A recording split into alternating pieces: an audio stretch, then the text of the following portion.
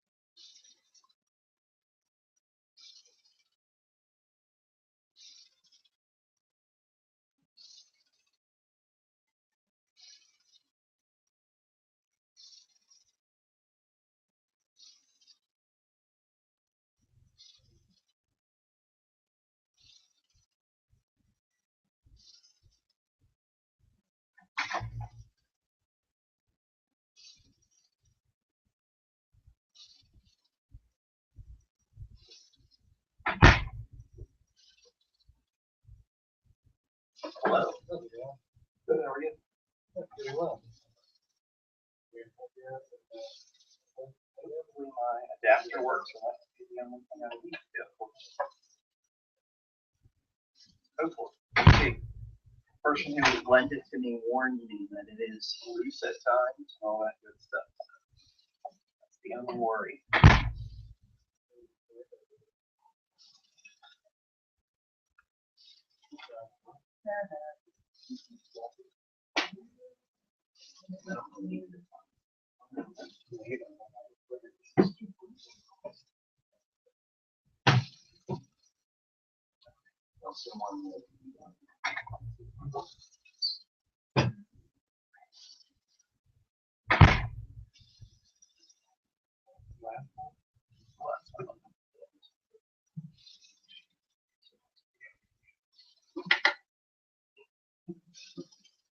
So there it is. Ta-da!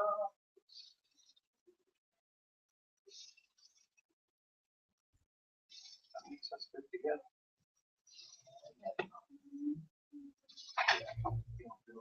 Someone asked us, where is the only side of your bed? Perfect. Thank you.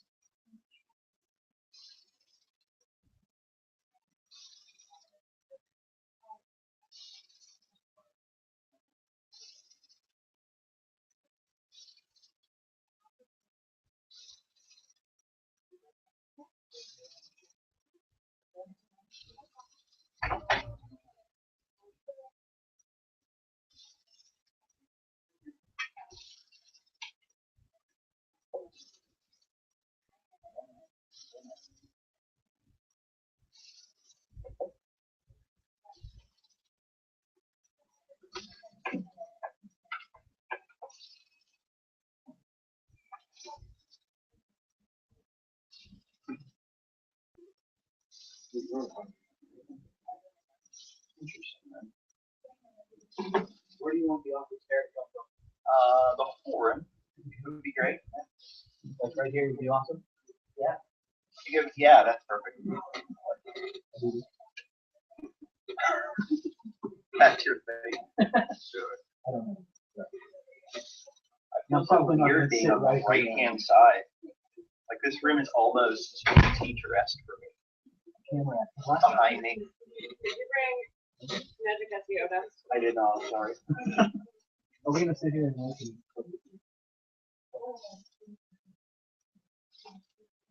Did you see it? She did. I was not. trying to tell.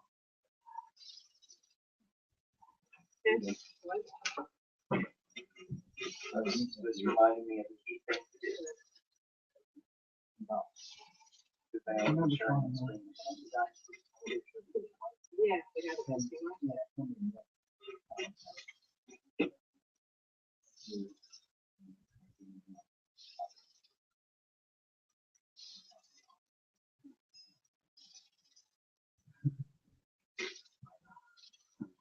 You know, this might sound different before the session starts, but I am a novice when it comes to using hashtags. Anybody have any thoughts?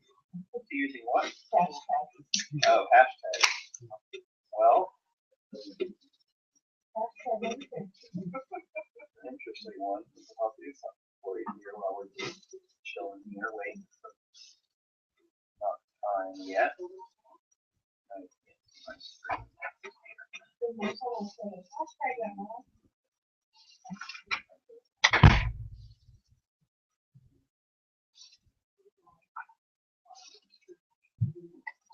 Okay, so the hashtag for this event happens to be ECTH9. I'm going to put that up here in a moment. This one, so you can actually see there. Is that live? It is. Go ahead, shoot it. So this is a live actual feed. So this is a selfie of sorts. mean, that's specific to that. Was that? Live actually streaming. That's Tweetbot. Yeah, it's Tweetbot for Mac. The one that I use on the site. The other thing, I always like to share a bunch of different tools that I use in this session. I was just showing it to you about that today. So the hashtag for this is a specific event that if someone wanted to follow along at home, or if someone wanted to follow along while they're here, or I just look at constantly and randomly during the event, after the event, and I actually use it a ton after the event to see who was here, you know, thanks for coming, nice to meet you, all that kind of thing. When you click on the hashtag, they all do have the water. Yep. The general hashtag for Podcamp is H. So you just take out the non part. No, that would be like.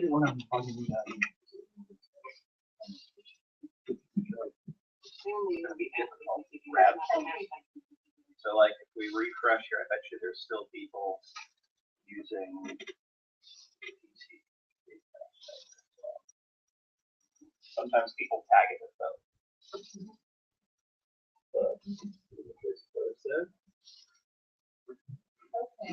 Reply to the account, and that's where that's coming from.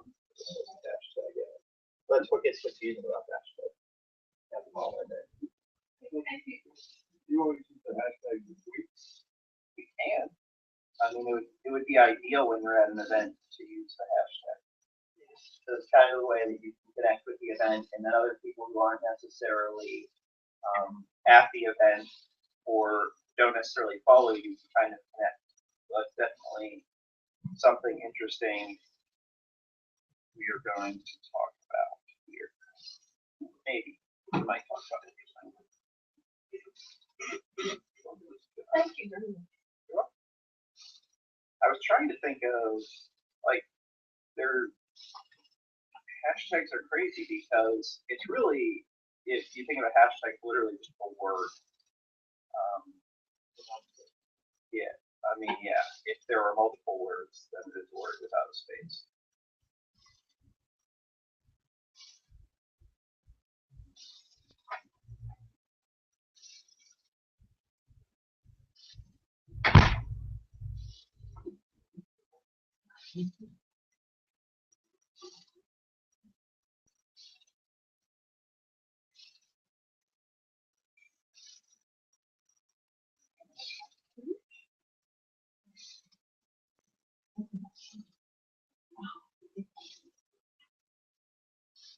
These are all of TV shows.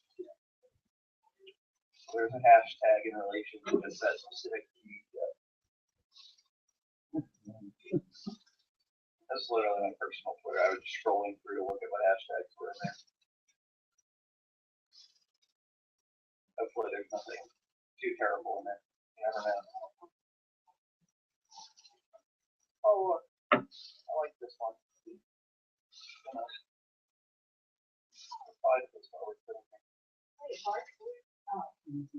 No. I knew that. I knew that. Oh, that's an interesting one. Yes or no? I guess last night was Saturday night.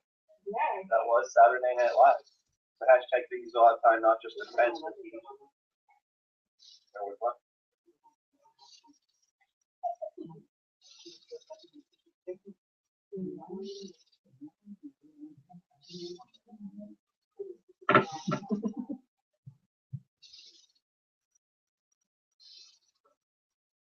Let me give it another minute or so here for anyone that might be straggling or not.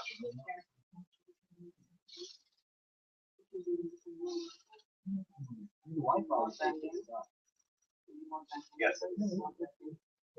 I'm on Wi-Fi right now.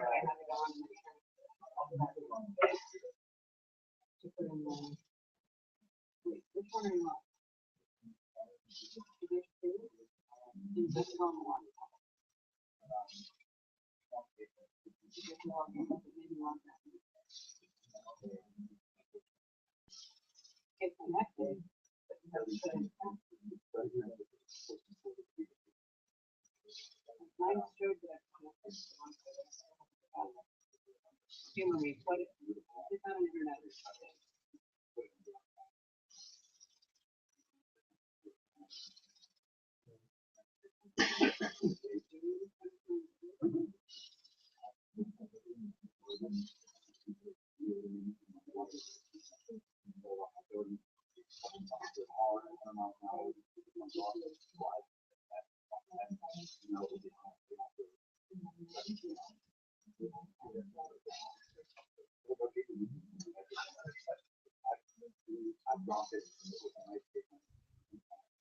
Well, it's the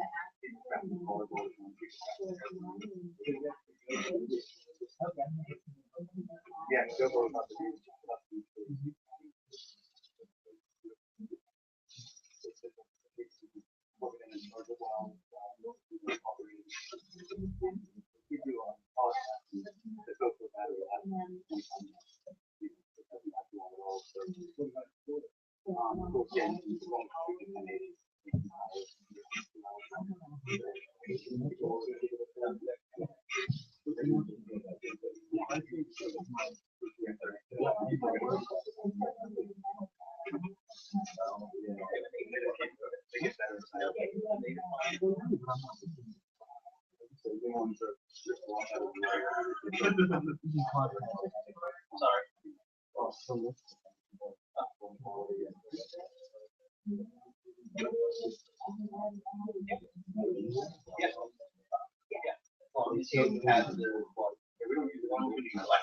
Yeah, I did. Yeah, double on that. MailChimp, I think, important is more better app. But it's not.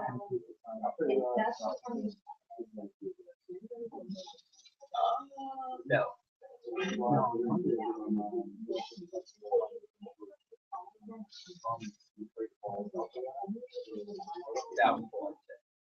But I actually this morning.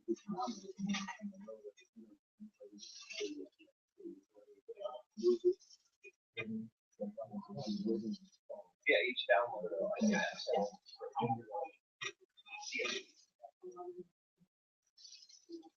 I import contents all the time.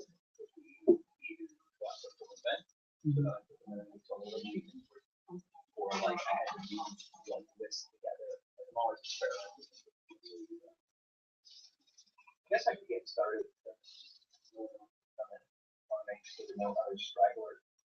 All right, if I sit down here, you can see and hear me. All right. There's not going to be much on the screen anyway. I just thought that was a cool picture to put up there. So I can go. That's all. So welcome everyone. This is the Small Business Social Media Toolkit session. So I think it's a pretty fancy title to say use tools for your small business, but it's pretty relevant for anyone in general. I want to start off with a quick little thing about Podcamp because I know that some people might be their first time. There is actually could also be people watching online. There will be people watching later as well this session. So I wanted to give a lot of so with Podcamp, you're encouraged to, if you're not enjoying a session, to leave. Won't be offended if you're not getting something out of it. I want you to find another session that you're getting something out of. And that's what makes it an unconference. So there's always multiple sessions going on with the exception of the keynote, and that way we can try to get the most value for your money, which is pretty definitely got your most value for your money, I suppose. Myself personally, now I got the excitement out of the way. My name is Will Reynolds Young, and I do a lot of social media for small business, and I guess you could say large business as well. I'm not going to bore you forever with a ton of different things that I do, unless you really, really want to know. I just work for my skincare company and do basically everything technical except for making the product. So, that involves our newsletter, social media. I built our website, e-commerce portion, back end of it, like our mail for mailing health products, that software that we use, all that kind of stuff. So I want to ask a couple questions to get an idea of the group. So, sit down, enjoy. No problem. The excitement of podcast. Someone can leave the room and say, okay, someone can great too. That's always the other good part about podcast.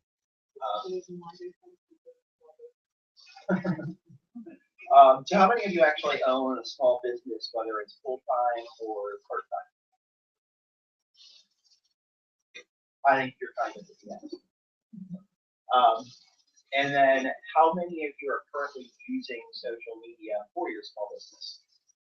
Okay, so the majority of you already, so that's great. And how many of you use at least one social media site personally? Facebook, Twitter, Google Plus, over. Awesome. So we're all on the same page. I want to make sure that I'm not teaching things that might not be relevant to you at all. So that's great. So what I always call social media is word of mouth on steroids. And it's really crazy that you think about that this one little thing can blow up that big, but that's literally what social media is. One thing can happen, and that can be a good and a bad thing. But when you're a small business, the big asset is not really actually something with money at all. It's you. Because you're the one who makes the business. You make it run. And that's what people are typically most interested in. They want to know about your passion with the business. When you get started with social media, or even if you've not gotten started with social media yet, the most important thing you need to have is an action plan. You don't just jump in the water and just expect that you're going to be able to swim. You need to create a plan with what you're able to do. And sometimes this might mean partnering with someone else, another local business or whatever, to help engage in that plan and help make it better. Sometimes it's just yourself, but partnering is a great way to enhance that. So the most frequently asked questions when it comes to social media are things like, how do I get more followers and likes? How do I find local customers? How do I not be annoying but make sure I get my messages out? How do I encourage people to reply? Is it okay to ask for a retweet? So those are some of the kind of things that we're going to go through here. So I'm going to start out with some social media statistics that I think are just crazy. And I did this same exact session last year. And during that session, I gave a bunch of statistics, and I was astounded to see how much they changed from that. So 72% of all internet users are now active on social media. 18 to 29-year-olds, 89% of them are active. So you have 72% of all internet users on social media, and then 89% of 18 to 29-year-olds are using social media. The 30 to 49 bracket sits at 72%. And then the 50 to 60 bracket is 60%. So even among all age groups, there's a large use of social media. Anyone want to guess what the 65 plus bracket is? 80%.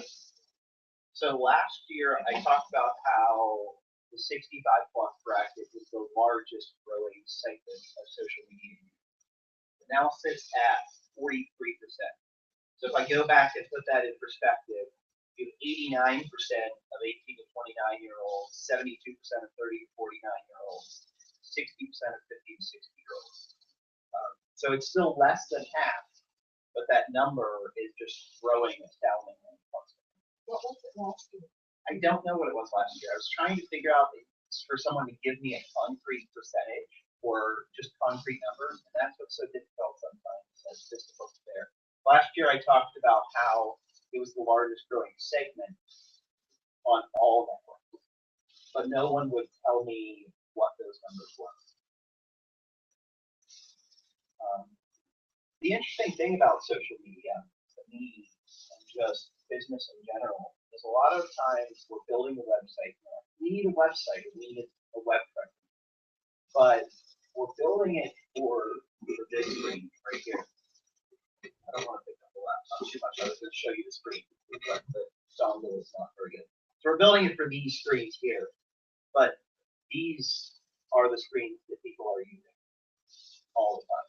So there are 1.01 billion monthly active users on mobile on Facebook versus the 1.28 total active users. 1.01 billion versus 1.28 total active users. So the majority of people are using Facebook on their phone. The majority of Twitter users are using Twitter on their phone. 41% of people on LinkedIn are mobile. 40% of YouTube traffic is mobile. And then you have apps like Vine, Snapchat, and Instagram that are all built for mobile. So you really need to live in a world where you're making this content to build it for mobile first, because mobile is the thing that's really growing. People always think of it on the computer screen, but that's not usually where people are looking at. So I mentioned Twitter probably 37 times by now, and how many people are using Twitter in this room right now? Literally right now. Literally, I was. I'm doing your knowledge bomb. Oh, that's good. At least someone thinks that they're knowledge bomb. You're not gonna like it. Well, I'm looking at them, actually. Are you retweeting them as I'm tweeting them as you're talking about them? I'm not. I'm not that good. I could, I suppose, but that is an interesting thing. So Twitter is 140 characters. 140 characters kind of doesn't sound like there's a lot to say something. There's a lot you can say in 140 characters, so I'm just going to cheat here and just slide that over. That's what is being said in 140 characters to myself. Unfortunately, it's mostly Becky because she just keeps tweeting everything that I say, which is weird, I think. But there's a lot you can say in 140 characters. So I'm going to switch over here to the timeline real quick. So this is literally a live timeline of what is happening right now on Twitter, like right now. And I'm going to kind of talk about a little bit of things that are going on here. But first, I want to make this easier for me to see. Okay, good to go now. Go to the top. So at any given moment on Twitter, there's a lot of noise that happens. You kind of wonder, how do you get your things recognized here? So we're looking at Michael Warbucks, who just retweeted this video. You notice something about what's going on here, this screen? What do you see when you look at it? Like, the whole thing here is taken up by this photo. Do you think when you add a photo to a tweet, it might like get more engagement because it's, see? I mean, if I scroll down here to this New York Times, you're going to see that when I scroll through this timeline, the things that you notice are going to be the ones with pictures. So even though you think Twitter is all words, pictures are extremely important to accompany your thing. Question, don't have it photos or videos. What's my ignorance, but can you post a video on Twitter? Yeah. So if I literally just click this link right here, it's going to take me to that video. So that's what's really cool about Twitter. There's a lot of things going on Twitter where you kind of take yourself away from Twitter in certain ways. And some of those are using Twitter cards now, so it's actually a player inside the tweet. Yes. I could actually, I was going to say some of these are probably going to play right inside here. The client that I use allows pictures to be open right here no matter where they are. But depending on where they're coming from, you can always link to a site.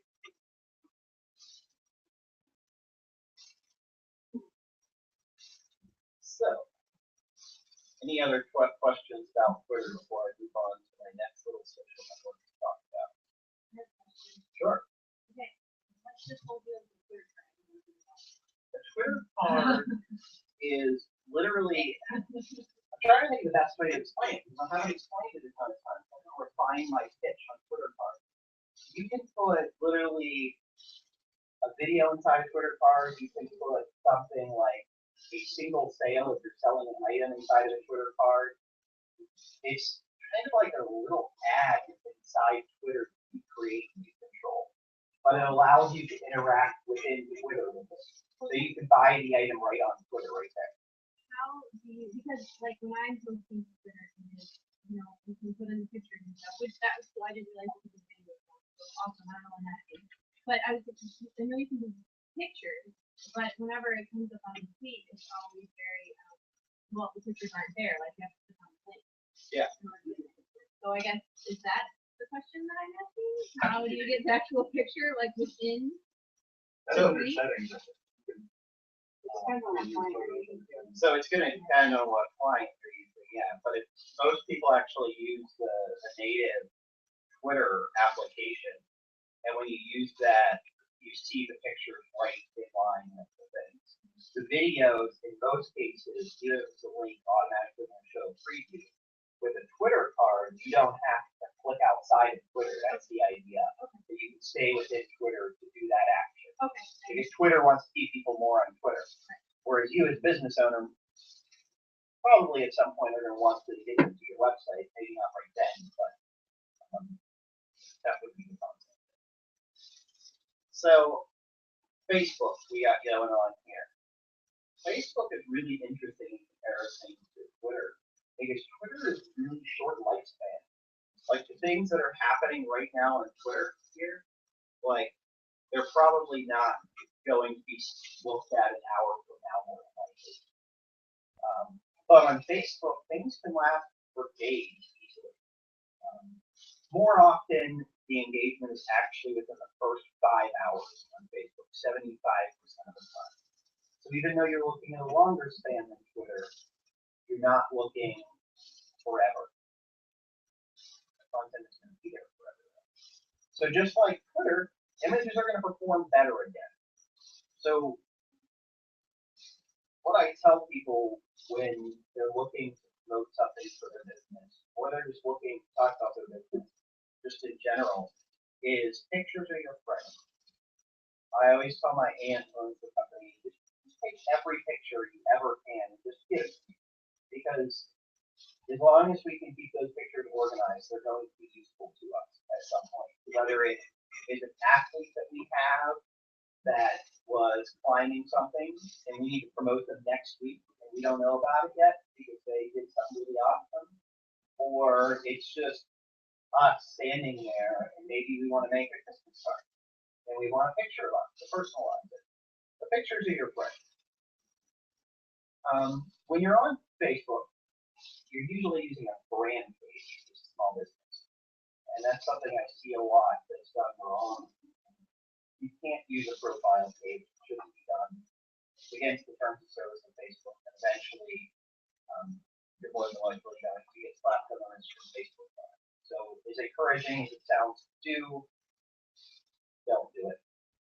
I'd have to play within your rules for each place that you're going. So the best way to get boost from your posts is, without pay, is to share it on your own page and then ask your friends and family to engage in that sharing as well. Until you start getting an audience that is going to be interested in sharing your posts, you need to kind of work your own social circle. The other things that you need to do on Facebook and Twitter, and just in general, you need to post things that are interesting to people. And I can't tell you what's going to be interesting to your audience, unfortunately. I wish I could say you post it, it would be great.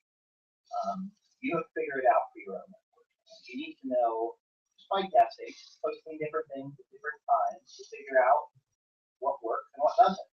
And the awesome thing is, when one of your posts is doing well, Facebook really wants you to know. They send you a notification. They literally say this post is performing 80% better, 90% better than the other post. But you can also see at the bottom of the post how well it is performing as well. You can see how many people have seen it. I'll show you that real quick. So something that I organize on a monthly basis. It's called Pittsburgh Meetup. You see a whopping 7 people saw this post that I posted this morning. It wasn't something I specifically posted there. It was auto-generated by Facebook. But you can look at this number, and obviously when this number is higher, that's better. But you also need to look at, did people comment on it? Did they like it? Did they share it? And you can see all of those things within this category.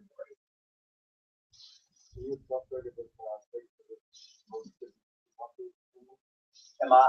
Sorry, I didn't. I don't think anyone has it the way Facebook engines are pushing content they want to, and random campaigns. You must be reading my mind or something. That was like literally the next thing I was going to say. That was going to be my segue, actually. I haven't heard anyone be happy about it. So here's the really interesting thing about that. So let's think about the number of people who are on Facebook. It is absurd. I have the number, so you have 1.28 billion people that are active on Facebook. That's a lot of people.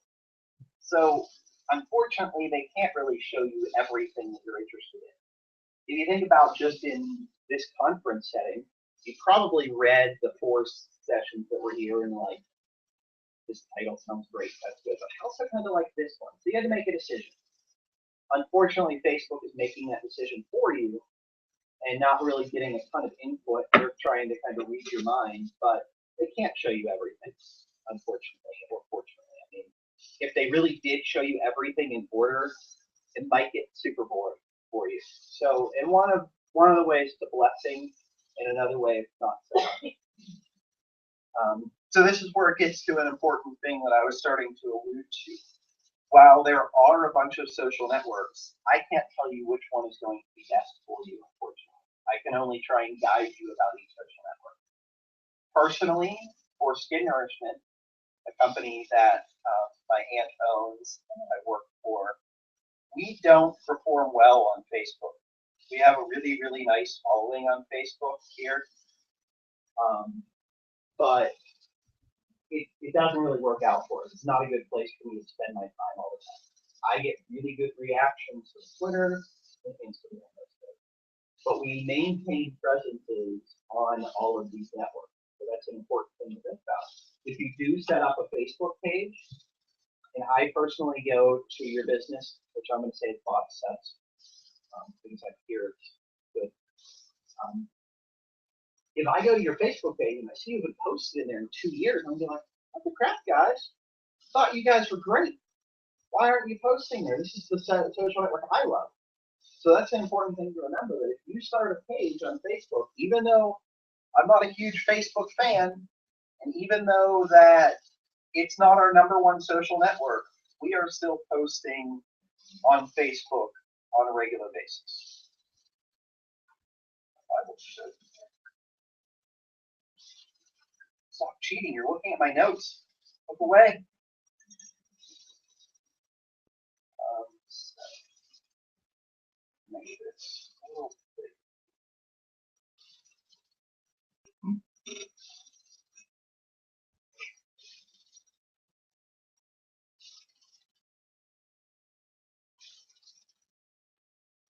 Every time I switch between this, it switches back. But you can't cheat with my notes. Problem. So, on this page, you see that recently we have actually done things. Even though we're not posting every day like we used to. We have our newsletter here that just posted, that's 20% off, and it posted a nice little picture with inside of the link that it had. So you go down here, we talk about our new homepage that we just launched, and there's a really cool picture on it.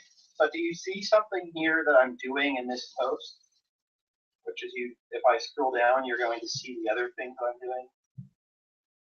I'm trying to get interaction from people, because the way people see your posts, you get interaction. So I say, hey, we have a new homepage. So if I show my new homepage to you right here, you're probably going to be like, that's fantastic. Okay, well, see ya. So I want to say, hey, we have a new homepage. What do you think about it? Really? So I do like it. So I want to, you get interaction by saying, you know, what's going on here?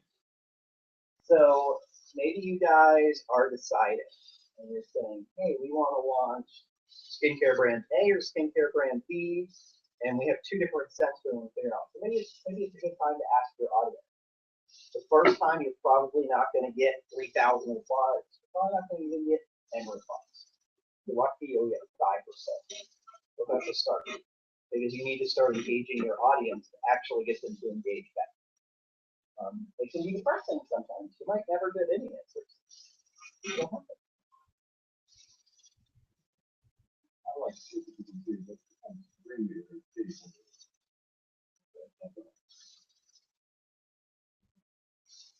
Is indeed the exact picture from the exact site. So as I scroll down here, are you done with our Christmas shopping yet? We happen to have this code here. Use it. Another photo here. Wanted to show you some different post types that we're playing with here. So we're always experimenting on different post types. You can see, as I said, little spot there, how many people just reach them. Click on it. It gives you a bunch more information on this slide. Yes, people share it. Share. Who's it share with? That shares it with their friends. Well, it depends on what they choose. When you, like, you can share it with a particular person, you can share it in a private message, you can share it on your timeline, you can share it on your page if you have a page. The default one that it is shared with is your friends. And obviously share a billion different ways, but friends is the first one that comes up and the most common, with the exception of I'm giving you a link to that.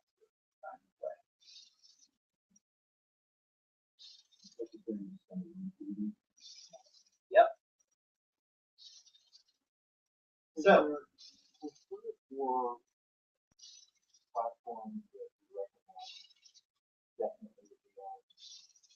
I mean, I'm a big fan of Twitter, but like I said before, I can't really, as much as I want to say, hey, this is the best thing for your business, for sure. I can't really tell you for sure. I mean, I can guess. If you told me what your business was and maybe where your fans are coming, I can make educated guesses, but you kind of have to experiment a little bit yourself. Obviously, we know the big ones.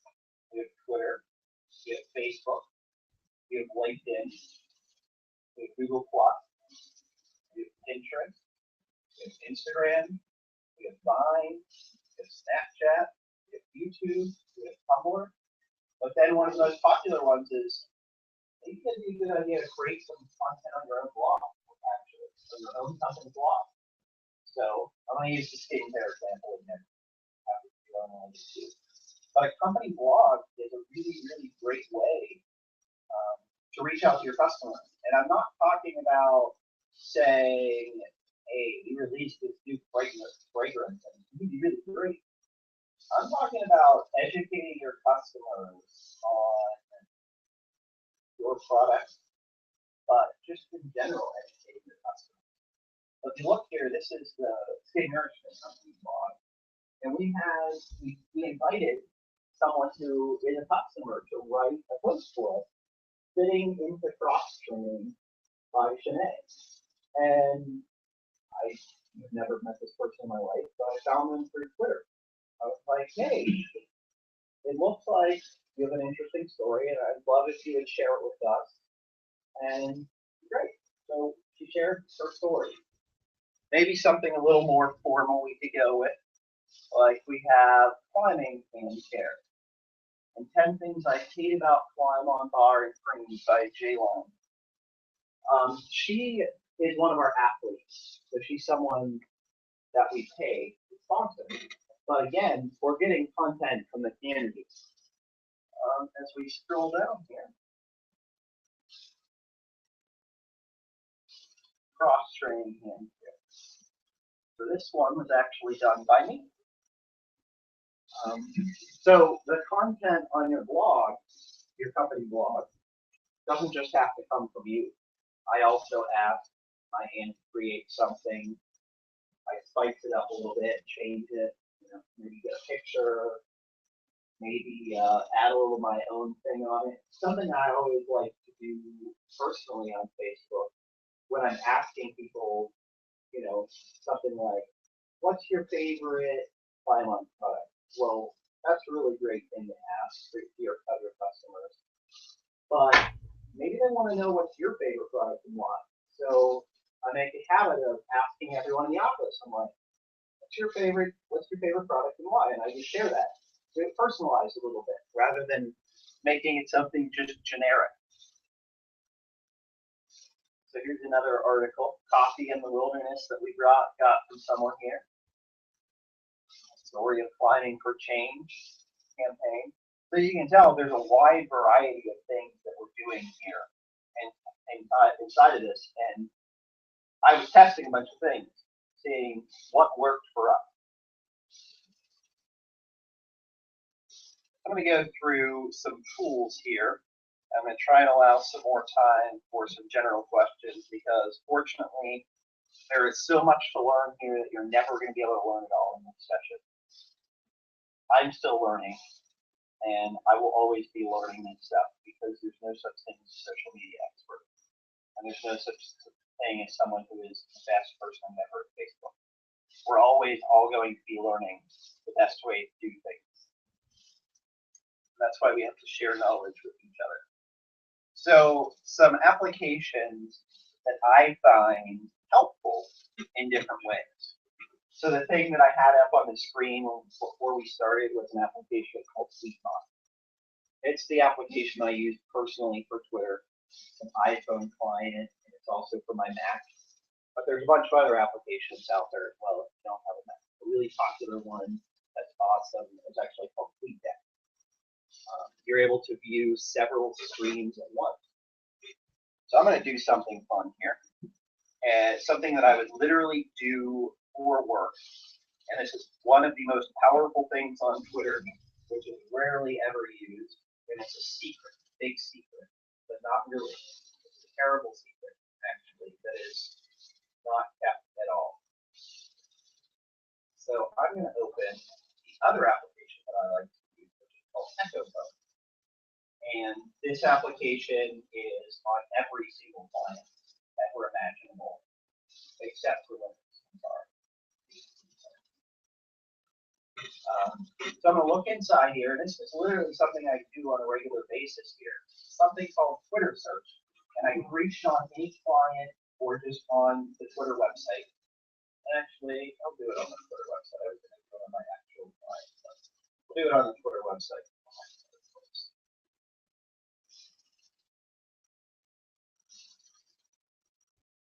So it's search.twitter.com, and you're able to search anything that ever is happening on Twitter the entire time right now.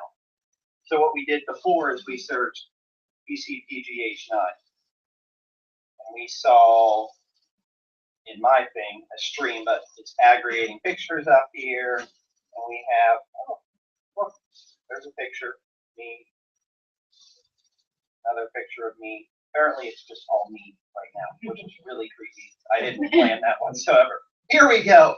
Someone else. That's what I was looking for. Pretty extensive presentation on screen, video games, online, by Mike Sorgatron. So I'm going to go ahead here, and I'm going to say something genuinely true, but I'm going to have to log into Twitter here first. So don't copy my password or anything, or my email. The super secret password 123, but that was close. Oh, I'm giving everything away here. Ah! Apparently, I'm going to get a verification code now. Isn't that great? There we go. There's my verification code. I have now verified my identity to Twitter. This is great. So I got to find this tweet then. There we go. Oh, okay, I'll reply to this one instead. This Pittsburgh science nerd, I'm going to say, We miss you. Now, it might be something weird to say to a complete stranger. She's not a complete stranger, so it's not super weird. But I'm going to try and get another tweet here. Oh, no. More tweets. Oh, here we go. This is an awesome one. So thanks to everyone who came to our PCPGA design session at Pittsburgh Foods. We need more digital markers in the job. So I'll look at my 23 hours a day. But what I will literally do after this conference is I'm going to look through everyone who tweeted with this hashtag. I'm going to find things that are interesting that they're doing, find interesting that I'm doing. It's about the community here, but it's also about the community online. And that's how you create a community, by interacting with your community. What I would do for work is, I'm going to skip back to my application here, is I have these super secret hashtags and things that I search all the time. But I search CrossFit hands all the time. So our product is something that helps with CrossFit hands. And you get some great graphic pictures going on there, but that's what happens with CrossFit. So I would actually reply to these with an article, not that we specifically posted, but an article that would be helpful to them. It's not something that's blatantly promoting us. That's not what you do here. The idea is to add value to what they're doing. So if I was a real estate agent, I might be searching for buying house. And on search.twitter.com, you can literally say, I only want to know people buying a house in this area. So you can say Pittsburgh, or you can say Tampa. And you can then go in here and say, oh, look, whoever am I right there? Oh, so I can find maybe a marriage here proposal. Maybe. I'm looking for someone to marry. Does anyone else in here have a business that I might want to try and figure out something for real quick? No? I want to offer it. Okay. So I'm going to use, maybe entertainer, hire entertainer.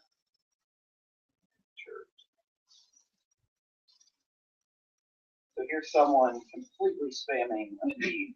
That's awesome. That is exactly what you don't do right there. I know, right? Yeah, that's what I was trying to avoid here. So I'm going to probably play around with my fire entertaining fun. But what the idea is that you search things that people might be talking about that are related to entertainment. Like social groups like that, something like that. Mm-hmm. Like that. What would you, something you would kind of look like to do with that? Toastmasters, I'm not specifically familiar with. Well, it's a public speaking club. Okay, so it's like It's international. It's like a community chamber, kind of. No, it's international. People who are, you have a fear of public speaking, you can go there, come up with a safe environment. There's all over the world. Yeah, I've heard the name like 3,000 times.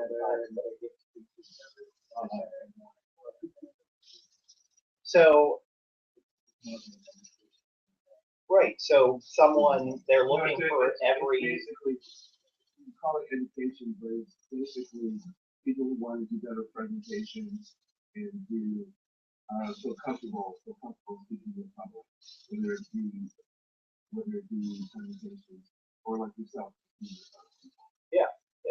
So, I mean, what it sounds like is, again, it's a community that if you want to be involved in, you should go get involved in. If you want to be in front of the community or you want to be teaching or educating, then you need to start connecting with the people there who are in charge, who are the leaders of the group.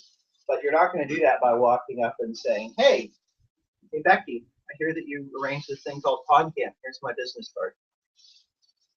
See ya. Becky's not here. Not only did I interrupt her wonderful tweet I'm sure she was sending, but that didn't get anything. So this is a really great quote that our keynote speaker gave yesterday, actually, that is totally related to this. And I love it maybe a little too much, but I am going to share it here.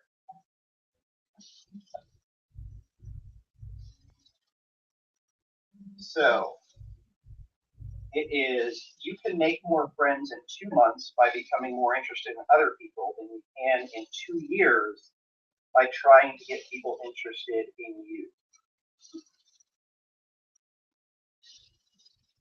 Here we go. Got it. That's from the keynote yesterday morning. And by walking up to Becky and just giving my card, I'm not going to get any value out of it. The way that the best value is going to come is, hey Becky, what do you do? Okay, that's some interesting stuff that you're doing. What kind of things are you doing with the stuff and things? Because I'm interested about it. And if you're not interested about it, that's fine. You should move along. But there are people out there that you can connect with that are going to be interesting. I promise you. There's people out there in this world that are interested. I'm going to try and run through some more apps here. And I'll actually put my notes right up there for you. That way you can see some of the tools that I was mentioning. And this is how I cheat for the session. So I'm going to try and go through it quickly because we're almost out of time here. But interesting tools to do. So Google Analytics is something that is super, super powerful. And I couldn't even begin to pretend to use it. And I use it all the time. There's so much power behind it, but it also is super simple to use in many ways. It allows you to see how many people are visiting your website. It allows you to see if you're an e-commerce site, where they're coming from and where they're buying from. And it allows you to see people leaving your site. It allows you to see, if, like, I couldn't even begin to list everything it does. An application I like a lot.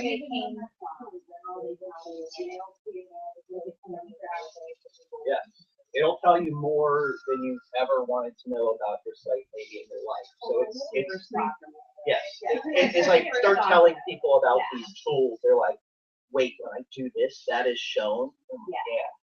That's what they're doing. That's when they're all like running scared. Yeah. There you go. Kind of overlapping with Google Analytics. You mentioned it earlier, Google Plus. Is that the kind of this Google Plus? Effort on both sides. Yeah.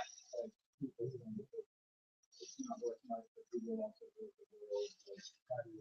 Right. So in like every kind of kingdom, Google, you nailed it right there. Google kind of rules the world. And like I said with Facebook, you have to play within their rules if you're going to play the game. So I maintain a presence in Google Plus. It's not something I focus a ton of time on. However, if you were to talk to Douglas Derrida and you were to talk about drinking with him, Google Plus has an insane community of people with craft beer. There are communities on Google Plus that are just insanely interactive. And obviously you can find these communities all over. But Google Plus, from what I've seen and what I've interacted on the outside, those communities will far surpass anything. So if you find a community that's related to something there, definitely get involved. Otherwise, I kind of maintain a passive presence there. Previously, what was that? It dropped off a little bit recently, and that's what's interesting. But here's what the big thing that was about Google Plus: if you were writing something, you were able to get your picture on it, and that picture was a huge engagement booster just by adding your Google Plus profile to something that you clicked before. But in the end of the day, it's always about engagement. So if you're creating content that no one is engaging with, you might need to look at what content you're creating and how you're presenting it. Some other tools here, social mention, Google Alerts. They're all kind of search on the web on steroids. So mention is the one that's super, super powerful, but it's kind of gotten expensive recently. Google Alerts is free. Social mention is free to a point. But they allow you to see what's happening on other blogs based on terms that you're looking at. And they can be really great for maybe looking at competitors, maybe looking at people who are also interested in the same things that you're interested in. But most commonly, I use them for people mentioning our products that might not know that we're interacting on the web. Because there's probably people out there that interact on the web that you don't know about or might not know that you're there.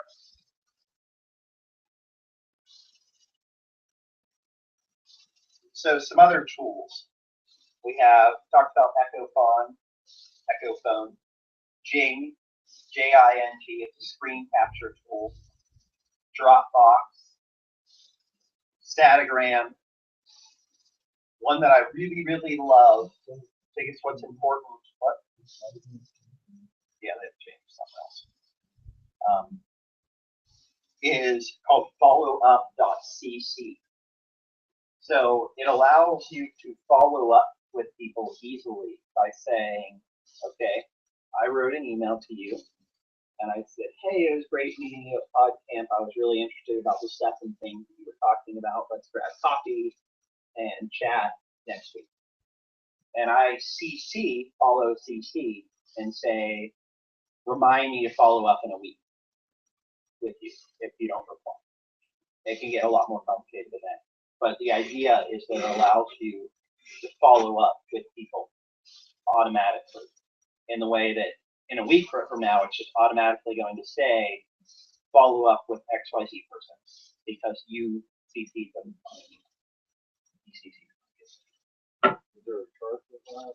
There is a charge. It is a freemium product.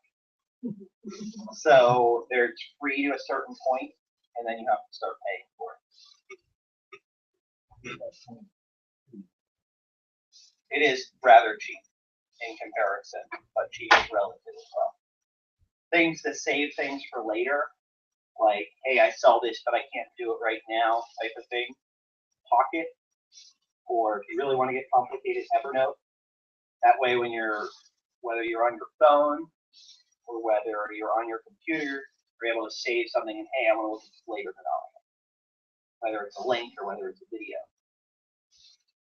Things for finding maybe articles about your subject. Zite, Z-I-T-E. It's an aggregator for news. It's an application, I believe, it's for iPhone, but I'm pretty positive it's for Android phones too. And it aggregates based on your interests. So you can say, hey, I want to hear about business, I want to hear about social media, or I want to hear about skincare. And start aggregating it for you. A really, really powerful kind of place to find a community, like I was talking about Google Plus communities. Reddit is a great source for communities. So there's what they call subreddit for Pittsburgh. And that is a really great place for me to interact for Pittsburgh, Sweden. But it's also a great place for me to interact just in general because I like Pittsburgh. But there's literally subreddits for every single topic under the sun and beyond the sun. I talked about this in my other session. Because people sometimes ask, like, I have images I want, and I need to share images, but I don't have images to share. So you can't just go to Google Images and get an image. That's totally illegal. And while it doesn't seem super illegal, it is definitely illegal, and it's going to come back to you. So, way you can get around this, perhaps. Number one, take your own images. Please take your own images if you can. We have these awesome smartphones here. They have really, really, really good cameras in those cases, and they're really powerful. Maybe it's not something you have an image of. Maybe I want a picture of a volcano. Probably haven't visited one recently. So I might go to a site like Flickr. And Flickr on there has an advanced search. And inside the advanced search, there's something called creative commons. And you need to be careful depending on what you're using it for.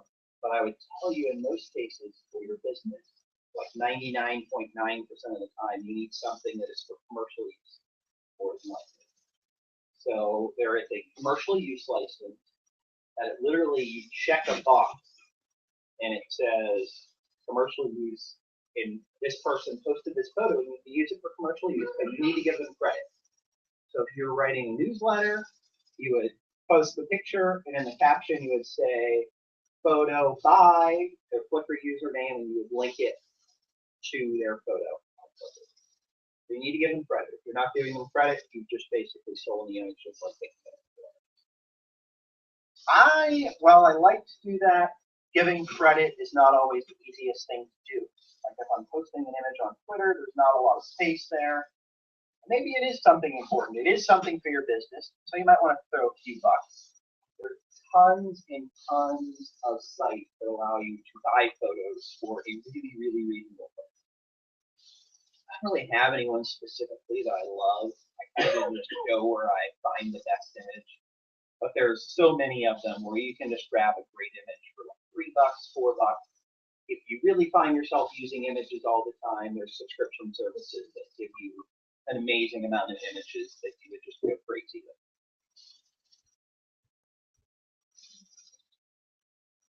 The last one, and perhaps most obvious, does anyone want to guess where you might find images from? You almost, I feel like you had it. I feel like you had it. You were thinking about it. You were going to say it. You were going to say your fans. So I've talked about community, if not 37 times, like 38 times now. Your fans are probably more than happy to get a shout out from you with their image. But once again, you need to give them credit. While they might want to say, oh, no, use it for whatever you want. You should be giving them credit. They're your fans. They're someone who likes your product, whatever you're doing. They would be enthused to have a shout out from you. And it's awesome for you too. It's a win-win situation. So maybe you see that your fan posts this image of you with a really awesome t-shirt that you just sold them, and it's just at the Grand Canyon, and it's super awesome, and you want to share it on your Facebook page. Send them a quick message. Hey, really awesome fan. I saw your photo, the Grand Canyon with our products. Okay, we share it on our Facebook page. Love to shout you out. You create a nice post on your Facebook page. Hey, really awesome fan here, was at the Grand Canyon showing off. I love the Grand Canyon. It's a really cool place to visit. Really last thing here. After this session, I'm going to have some random notes that I'll put up on my personal blog. It's wrry.me/blog. So it's my initials, worry, out the O, wrry.me/blog.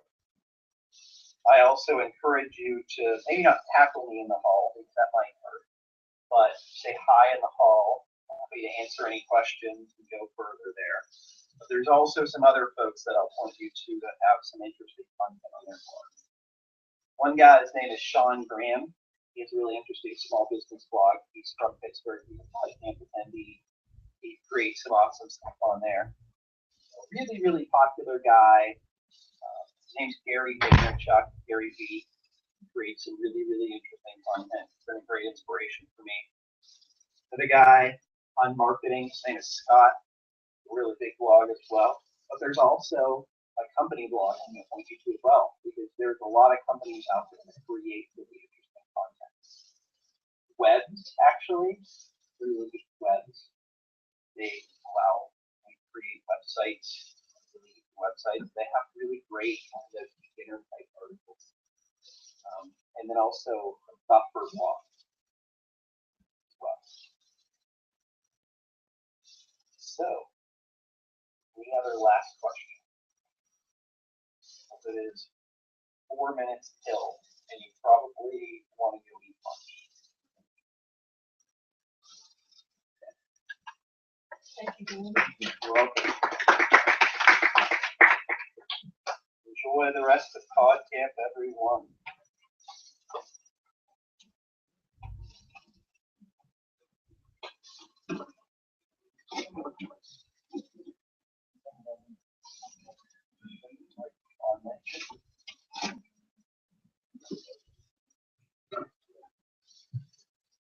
So, like, oh, I see the video. Hold on, let me scroll. I literally have to do this on that. I'm pretty sure that there's a settings spot. Yeah, hopefully. I got it for you in like 3 seconds. Yeah. Here it is. Okay. You know, you want to learn about SEO basics. Be your boyfriend, by the way. Oh, you're right. You didn't see that. You're right. I can get that when you. That's a good point. I can't go very far. So I got SEO basics in an hour. I gotta like go minutes ago. Well, then you should have ended it. Someplace close and quick. Hello. I'm assuming you know the final stuff. Seven things. That's the company you were talking about. Yes. We got final in here several years ago. Yeah, we had everything on that. The screen, the skin, sunscreen. Sunscreen actually doesn't burn. Well, no, I mean, we do a fire show, and we do body caps. A lot of them are, they burn. Manual app. I don't know.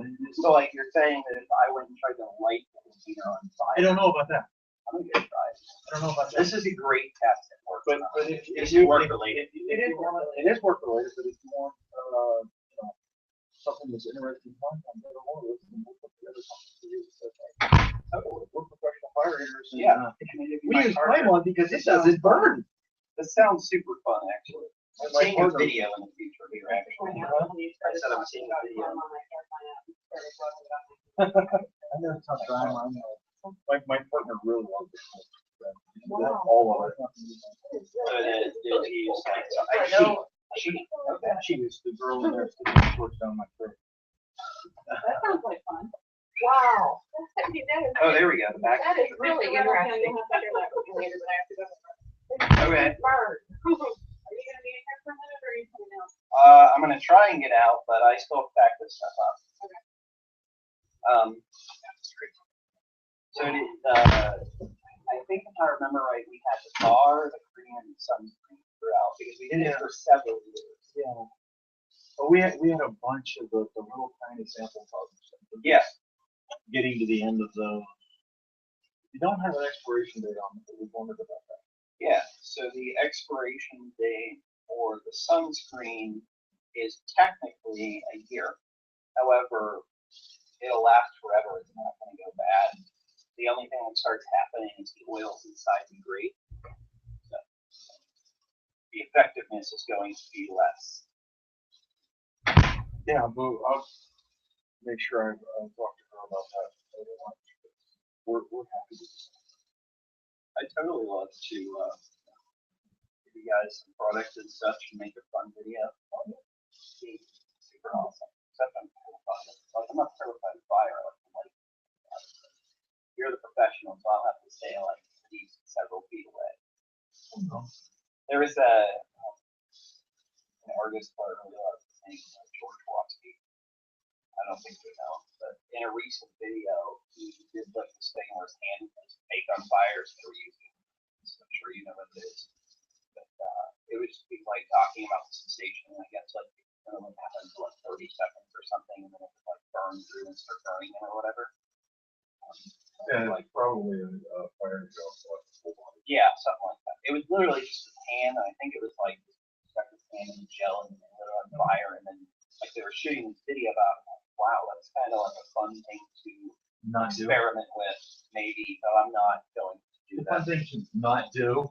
Yeah, something like that. I mean, I think it, and I'm sure you enjoy it. Well, we worked a couple of things. One of them was the birth of the I mean, it has been something that I mean, shudder to say that like it turned into like carnival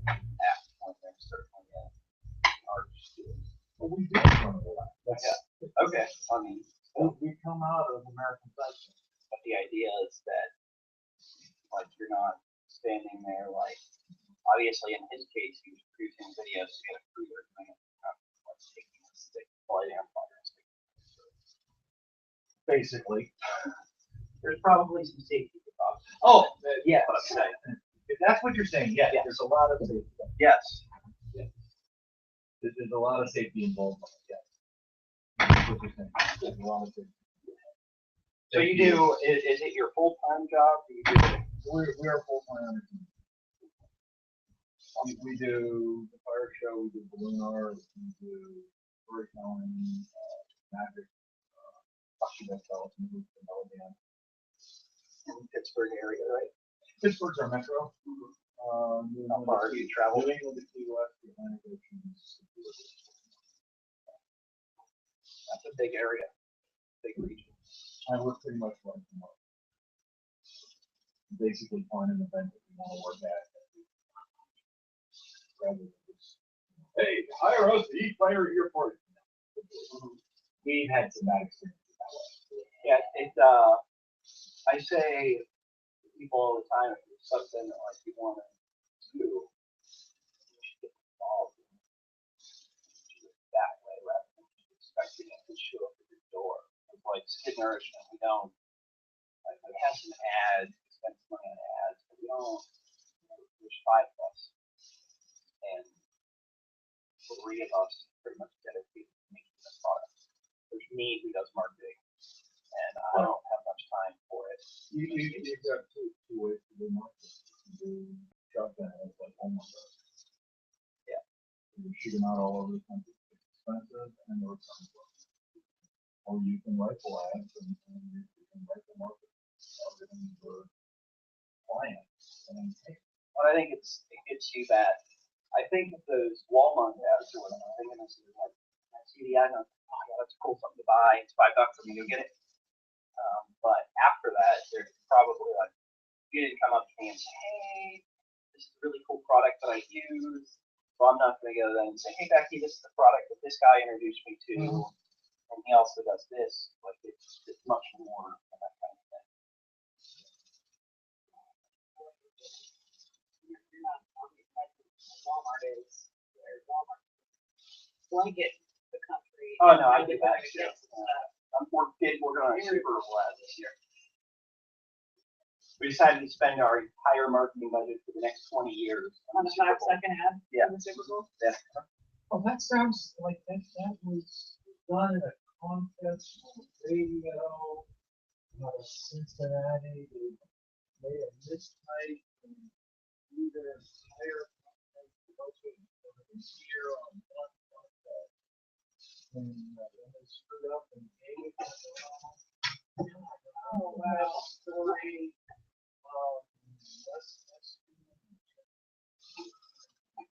It almost seems like it was a television show.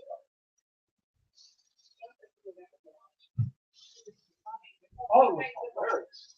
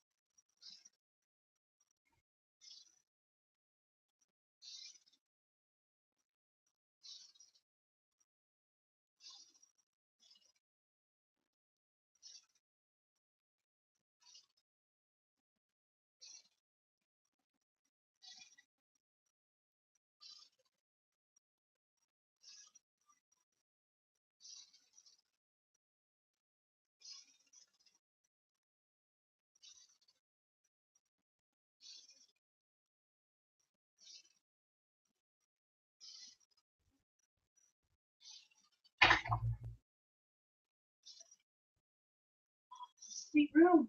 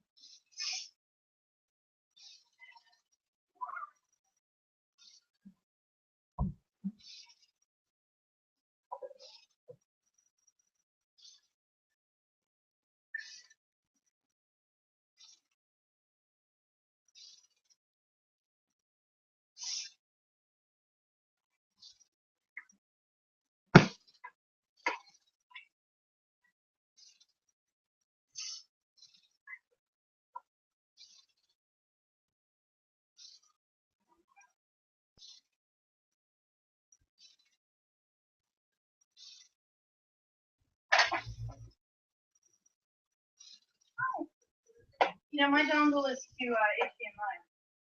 Oh no. Oh, does anybody have a? I have one, but I don't know if he's using it this session. I think he's using it already.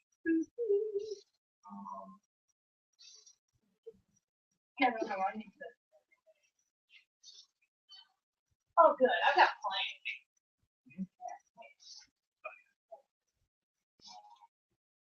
That's the guy I'll ask him.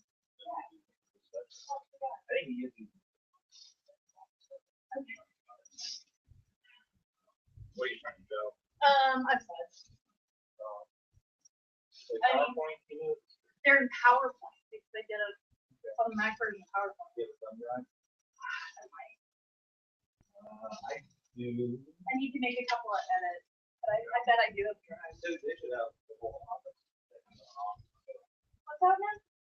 They should have Office on their computers, so it shouldn't be too hard to transfer over. Yeah, I do not.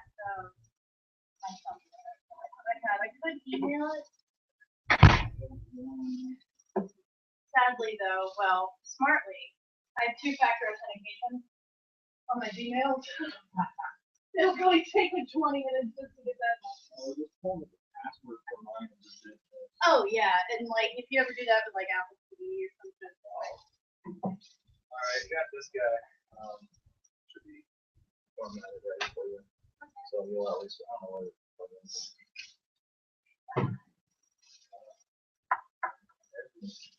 Okay, so that's So the. you can do a put over with that. Alright.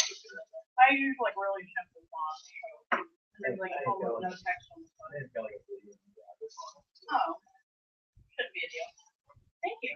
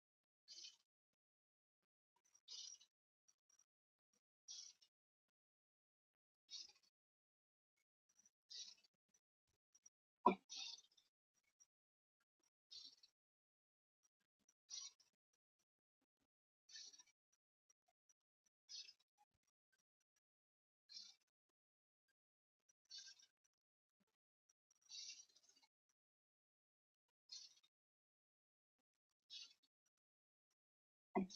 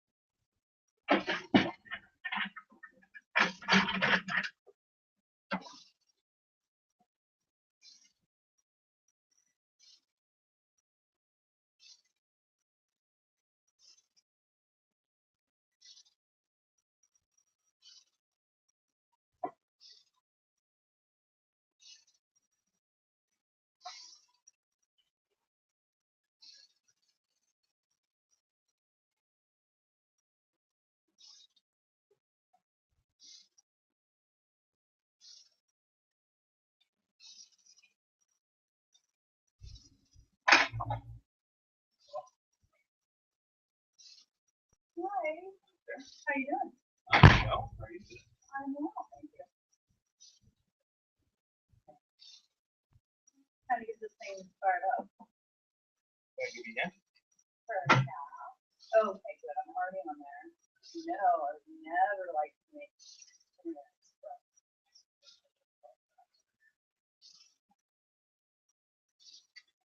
Okay. Fine. Oh my goodness. I'm safe.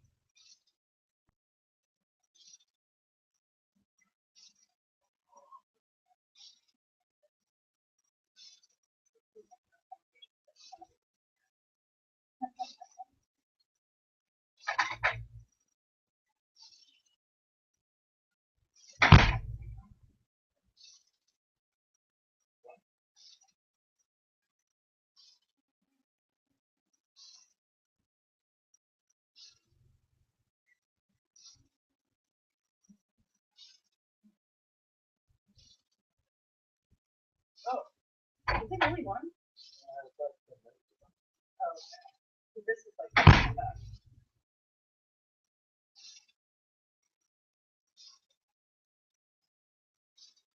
I figure folks are like.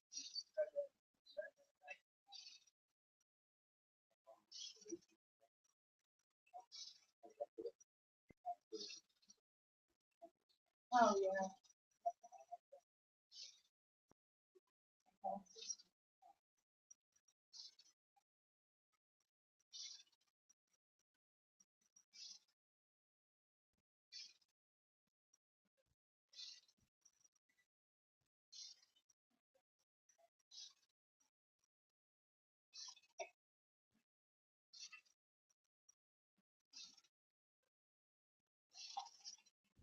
I'm just pulling up my actual pitch document.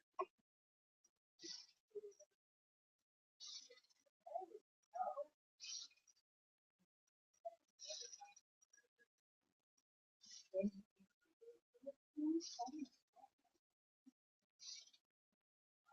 month meeting is so, wow.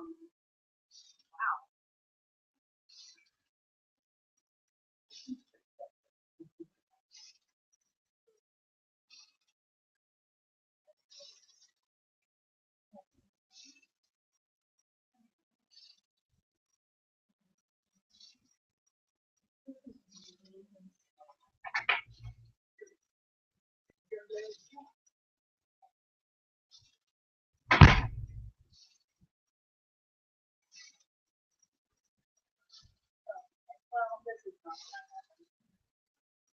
I can't. Email addresses of the 5 frequently contacted emails. This is really, I mean, I can put in one. Wow. Really impressed, Google. Geez, make it really hard for me to do stuff.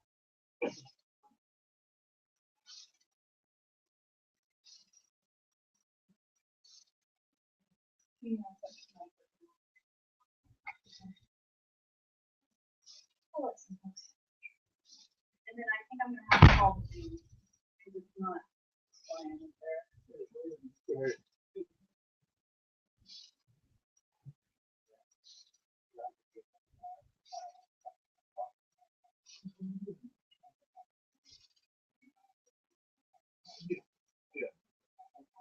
Yeah. Yeah, you know, it is put up online, but it's like.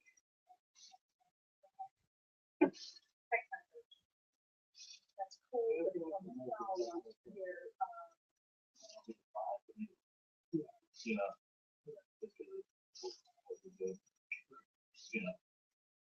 Yeah, but that's part of what it is. You gotta sort through it and think, oh, what's supposed to be. Yeah. And I did all my stuff on here. And I put it on here. And all of that. Yeah. What did you speak about? Yeah. Oh, really? Oh, and me. Yeah, I mean, it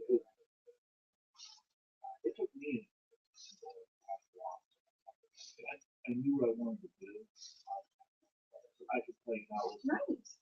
Listen to episode 1. Hey, it's promising. The show itself, you know, it's even from the standpoint of what we're really not just getting better, but what we're actually show. Yeah. How long have you been through class? Oh yeah, definitely. And part of it is, I would say, influenced by the parts of the Sure, man, yeah. Yeah. Yeah. Yeah. I love the radio. Yeah, I just plug my phone in the car. Hi. I love the podcast. Wow. What's up, babe? It's not just laying up there, but I'm also like going through painful process. I had to enter frequently email address. And my first phone number, it is so, and this.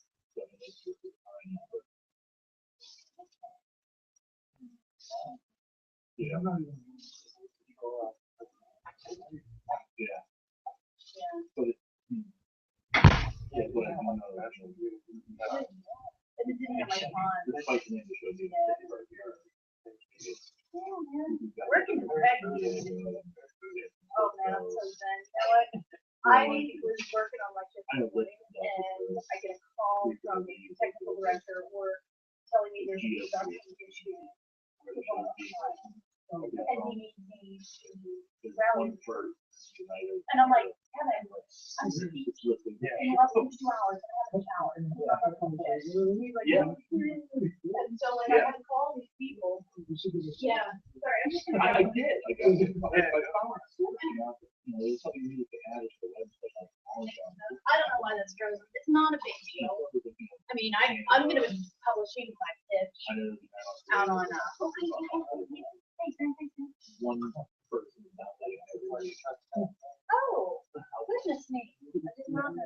may be. Oh, I'm sorry. Yeah, I am. Whoever you are. Let us know who you are. It's not my curiosity. Thank you.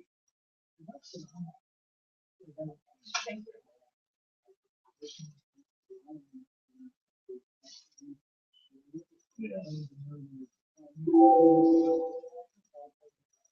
Yeah. Okay, good, well, at least we're, Yeah. okay, so now can I get in? Yeah. Yeah, there I am. Yeah. I've Nice. a lot of communication and do get it. I mean, this is like totally ancillary, but this is still like, this is the pitch I wrote that got picked up by the member.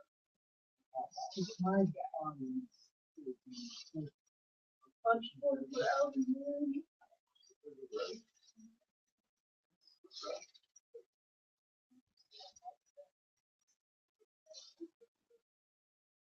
it's just good because it's like the volume of it.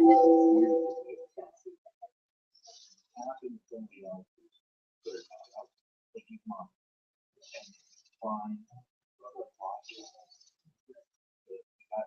podcast. Follow me. Follow them.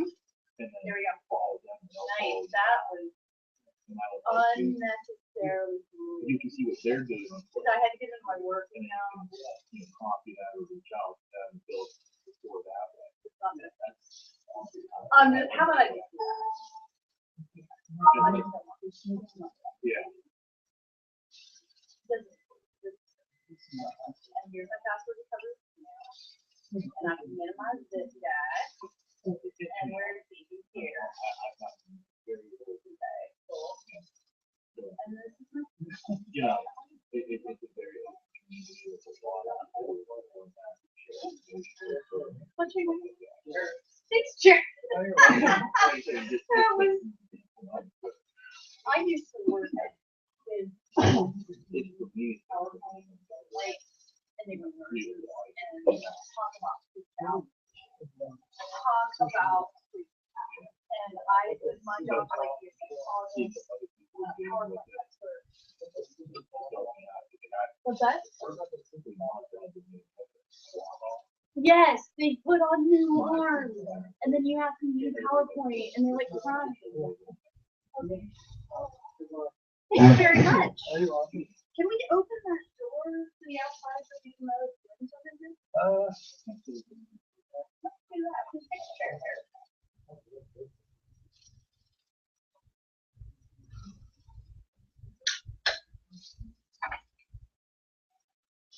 Yeah, I don't know how to.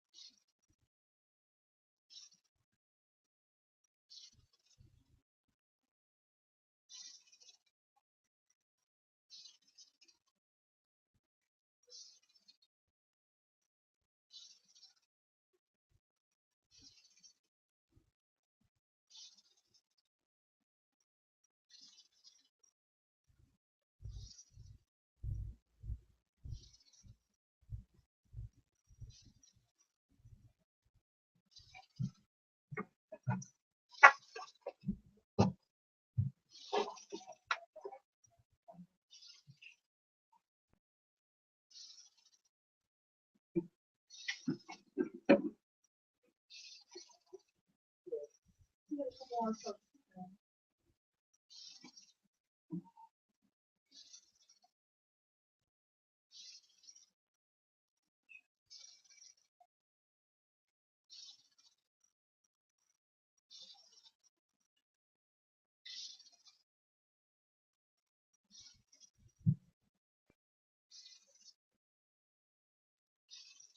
Everybody enjoying everything so far? I'm moderating one of the questions yesterday. Social media meetings. Totally. Yeah, it was really interesting. I learned a lot.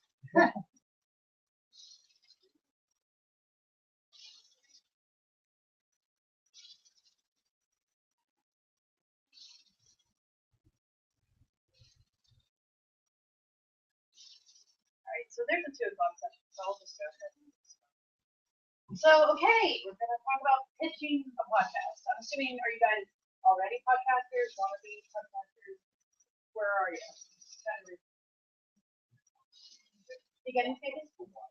Got it, yeah. What about you? I'm studying still. Oh, man, what's your show? Pittsburgh.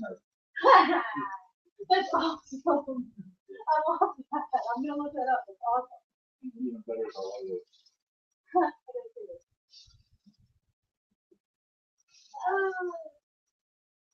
Yes, it's like about this. Oh yeah, that's the RCA. Yeah. Great mind. Okay. Awesome. Cool. That's great. Rambling movie minute. Okay. Like new movies, old movies? You know, like current movies. Okay. But looking to start a movie. Okay. So anything that I talk about, I use something that but I know it's being recorded, and then maybe somebody can use it later, So my name's Kate Daly, and you'll see right there the 55 RCA 77. My ex-husband has an analog recording studio, and he has a bunch of Neumanns, and he has a project mic, and some really beautiful microphones. So I use his equipment as part of our divorce agreement for my show, simply because we played in a band together for several years, and it's very amicable. So I understand that my situation is different because I have access to like this really cool stuff, but that is actually not the mic that I want to ideally use for my show. What I have right now is I borrowed an SF57, which I know is okay, so 57 is fine, but I'm trying to think of the name. It's the I'll look at it in my notes. It's the bigger one. It's the bigger one. I'm not sure what mics you guys use. Sweet. Oh yeah, a lot of the folks on good stuff actually use it. Yeah, that's cool. And you guys. Okay. Yeah. I should know too, and I will totally look it up. But there's one that makes you sound like you're on NPR, and that's what I want. Like I want the NPR voice. I want to be Nina Totenberg minus 20 years. So, okay, so here I am online on Etsy, and my new show is NSFWPM because it is a project management podcast. I'm a professional project manager, and I work for an agency, and we are based out of DC, and we do web design. And I have, in an ironic way, used shortcuts on my slides. I'm an English major, I'm a writer, I'm a blogger. I think that that's funny because I'm doing it ironically. I'm not a high school kid who thinks that they know about. So you'll see that throughout all of this. And I don't want you to think that I'm like an idiot. So, but my deal is that I worked for a not-for-profit here in Pittsburgh for about 12 years, and that was the Oncology Nurses Society. I don't know if any of you have heard of it. It's actually the second largest not-for-profit in the Pittsburgh area. And there was a copy editor, and then because I taught myself HTML for the band that I was in, I made a little free website for my band. They took me onto the tech team because they said, why is a copy editor writing HTML. So they took me on their team, and then eventually I became a project manager. I've come to learn that project management is very different everywhere you go. And part of that was why I decided that I wanted to start having a dialogue about it. So my deal is that after I left that job, because I've been there for a long, long time, I calculated it, and at the time I left, it was like a third of my life I had spent at this company. And an opportunity came my way to work at an agency. I don't know if you guys work at agencies or are hip to that kind of culture, but it's totally nuts. And hey there, I'm Kate. I'm just talking about my deal. And agency life, I mean, a lot of people make jokes about it. There's a lot of burnout there, and it can be very hectic. Just today, when I was finishing up my slides, I got a call from the technical director telling me that he had a production issue with one of the client's servers. So I had to get all these people together, call a guy down in Atlanta, talk to other people in DC. Some people are traveling, and get all these people together on a Sunday morning. And it's not always like that, but agency life can be fun. And the other thing about my new role, I've been there 11 months now, is that I noticed that there were folks who treated project managers like administrative assistants. Like there's people who believe the project manager is there to schedule the meeting, make sure that everybody's at the meeting, and take the notes. And then there are project managers like I found myself becoming, where I would talk to my clients and I would do more strategic work. And when I started to notice that difference, I wanted to talk about it. And so I started talking to my coworkers about it. I'd be like, does everybody else live in spreadsheets but me? And what about this huge issue that we have with QA? Why wasn't that discovered when the other guy was managing this project? Well, the other guy was in a spreadsheet all day, maybe tracking the budget to the penny, so that he could give these budget reports to the client on the exact second every week. Me, it's accurate, but I care more about stuff like making sure that the team is communicating with each other, making sure that stuff isn't broken all of the time. And by broken, I don't mean servers. I mean, the planning, the communication between the devs and the QA guys. So I started to have these conversations with a lot of my coworkers, also my clients. And I decided that, if I can have these conversations on the phone, and it's important to note that I work here in Pittsburgh, my agency is in Pittsburgh. So I am alone on my porch with my cell phone and my computer all day long. So every single conversation I have, except for when I'm on site with a client or the occasional time I go down to the city, I'm on the phone. So I found myself having these long conversations about the thing. I wish this was recorded because it's so good. People need to talk about this stuff. So I thought, well, maybe I give it a shot. But then I thought, well, why don't I have no idea what I'm going to do. And I am a total noob when it comes to listening to podcasts. I have friends who are like, oh, do you listen to Dan Savage all the time? I'm like, no, I love Dan Savage, but I don't listen to the show. And then I have friends who are just like, oh, we're all those NPR podcasts. I'm like, I just listen to it on the radio. Podcasting was new and foreign to me. But about a year ago, kind of around the same time I got my new agency gig, I came across this show called the Intellectual Radio Program. And it's these three dudes. One who's in Saskatoon, Saskatchewan, and then another one who I think is in Tennessee, probably watching this live stream. And then Tim, I'm not sure where Tim is, but they're all over the country, in Canada and the US. And I would listen to their show every week on Good Stuff FM. Well, at the time, it was on SSKTN, which was a Saskatoon-based podcasting network that one of the three dudes, Chris, had set up.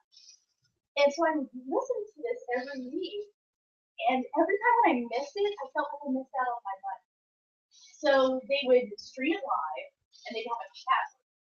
So I eventually got brave enough to like go in the chat room and like make jokes, and when people responded to the jokes and laugh, I was like I felt like I was kind of like in their little group. And so the other cool thing that they do is that they ask the audience to submit show title ideas. So part of what you do in the chat room is suggest the show title idea that it automatically goes to a voting website. So when one of my titles got chosen, I was like, oh my gosh, that's so cool. So I always listened to Turk. That's the acronym for the show. And then I started listening to a morning show called Transmission. It's two brothers, Penny and Kyle. And they reminded me so much of the Car Talk guys that I love it because I've been a long time NPR fan. I have Steve and Steve buttons that I used to wear everywhere. And nobody knows who Steve and Steve is except the people who do. And then they're like, that is so weird and cool that you have that. And I'm like, thank you. So because the two podcasts that I was listening to were live shows, I decided, you know, maybe I should contact these good stuff guys and see if they'll want to use my stuff. So a lot of people at the time were like, well, why don't you just blog about it, Kate? You write all the time. And that's cool. I can blog. I do. I still blog. But it was dialogue that I made. And it was the immediacy of it that I made. Even though I wasn't somebody who, you know, had subscribed to 20 podcasts, I still knew that there was an audience for it, that they were creating that kind of content. So I decided to pitch it. And this was a long process. But what I decided to do was write it. Because that's what I contacted Chris, who was probably my closest friend out of the three dudes on the curve. And I was like, hey, I'm thinking about doing a show. What do you guys think? And he was like, well, write it up and pitch it to us. So let me switch over real quick to this. This is what I wrote for the dudes at Good Stuff. I'm going to be publishing this on Medium in pretty much its entirety pretty soon because I want to get it out there because I think it's valuable.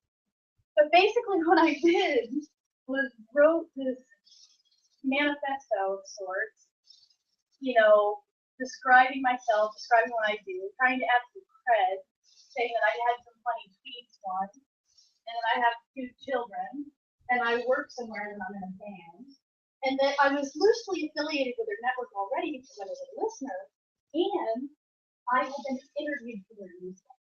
So I'm like, I'm not just a stranger off the street. Like, I'm somebody that you kind of know, sort of. So I went through, and again, we're not going to read through this, but I went through and explained in detail, probably excruciating detail, why I wanted to do this. You know, one of the things that is going to be unique about my show as a whole is that it is a show about project management. I think who the hell wants to talk about project management? I do. But I believe that when you're talking about being a PM, we are PMs of our lives. I'm a mom. I'm a single mom. I've got 2 kids. They're 8 and 6.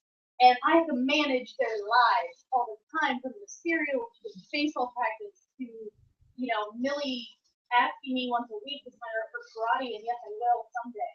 But, you know, like, I wanted to do this and not just talk about work, but I also wanted everybody to be raw. I speak a lot. I'm a public speaker. And it's interesting, the first time I was watching someone speak and heard them say fuck in front of the audience, I was like, how's gonna happen with that? But then I realized, no, we are all adults in this room, and that's okay. So what I told these guys is like, hey, I want people to be able to be very raw in this, but I also want people to feel comfortable and not feel like they have to say, oh, I work with this agency and here are my clients that you might know, because I want people to not feel that they have to disclose where they are unless it makes them interesting. I didn't want anybody to feel weird about talking about weird clients because they're afraid they're going to get fired. And what I did is I went to the people in my company and I said, hey guys, I'm going to have a podcast about project management and it's going to be NSFW. And they were like, awesome. I couldn't believe it because I thought that like my agent was really weird. You know, I thought everybody might be a little weird about that, but it's actually working out. And I think part of that has to do with that, you know, people, you know, swearing and podcasting, it kind of goes together, and so does being involved. Doesn't matter. I did, you know, field research looking at other networks. I have nothing to do. You know, I don't know why I felt like I was like 12, worried about swearing. So, like I said, I'm gonna get this posted out there, and it's lengthy, but it's pretty interesting. So what I wanted to do was figure out what my voice was like. In my pitch, I used the same kind of language I'm going to use on the show, the same kind of tone that I'm going to use on the show. And I think that kind of consistency helped the guys at Good Stuff understand what they were getting into by telling me, yes, come and be on our network. But the other thing that I need to do is decide, is this only going to be a podcast for people in technology? Like I've heard a lot of people say recently that, you know, the whole dudes talking about Apple products is dead. Now, I mean, maybe it is. Maybe people still want to listen to dudes talk about Apple products. That's fine. It's interesting, I think, at times, but I'm not a dude. I'm not going to be talking about Apple products as my main thing. Hey guys. And, you know, I wanted the network to understand that I'm not just going to target project managers, not at all. I'm not going to target people in technology at all. I'm going to target people like my mom. You know, people like my dad who's an engineer and has to do some kind of project management every day. I think everybody does. And, you know, you can take almost any situation and apply it to that kind of thing. One of the things that I'm planning for my show is I watch movies a lot, which is why I was really interested when you said that you did that. Movie Jaws, in my opinion, is a perfect project management tale because poor Chief Brody is a PM with a stakeholder in that mayor guy, and I can't remember his name, who continually undermines what he does. He says, we gotta close the beach. And the mayor says, for only a day. And Brody knows somebody's gonna get killed if you only close the beaches for a day. But he has to bow to the power of this stakeholder who's running the town, who doesn't want to shut everything down for the 4th of July weekend. So, you know, I think that realizing that, you know, project management is everywhere. It's in movies, it's in our lives, it's in our kitchens. You know, helps grow the audience of people who will be into what I'm talking about. So your heroes. When I speak, I talk a lot about heroes. For one reason, when I was in college, I was an English major and very much into the hero that Joseph Campbell was. And, you know, he worked on that for his whole life, you know, defining what the hero is. And the archetypal hero that Joseph Campbell describes is Luke Skywalker, but it's also Buddha, but it's also Christ, but it's also the kid in Stand By Me. They all go through the same kind of trajectory. And for me, my heroes when it comes to this stuff, Terry Gross, Howard Stern, and, you know, these people that Paul Harvey is a huge one for me. Listening to Paul Harvey growing up on these long road trips to Erie was my favorite thing. I loved it. And Art Bell. You guys ever listen to Art Bell? He's not. But I love it. You know, he does this like late night thing, post Art Bell. Yeah, is he dead now?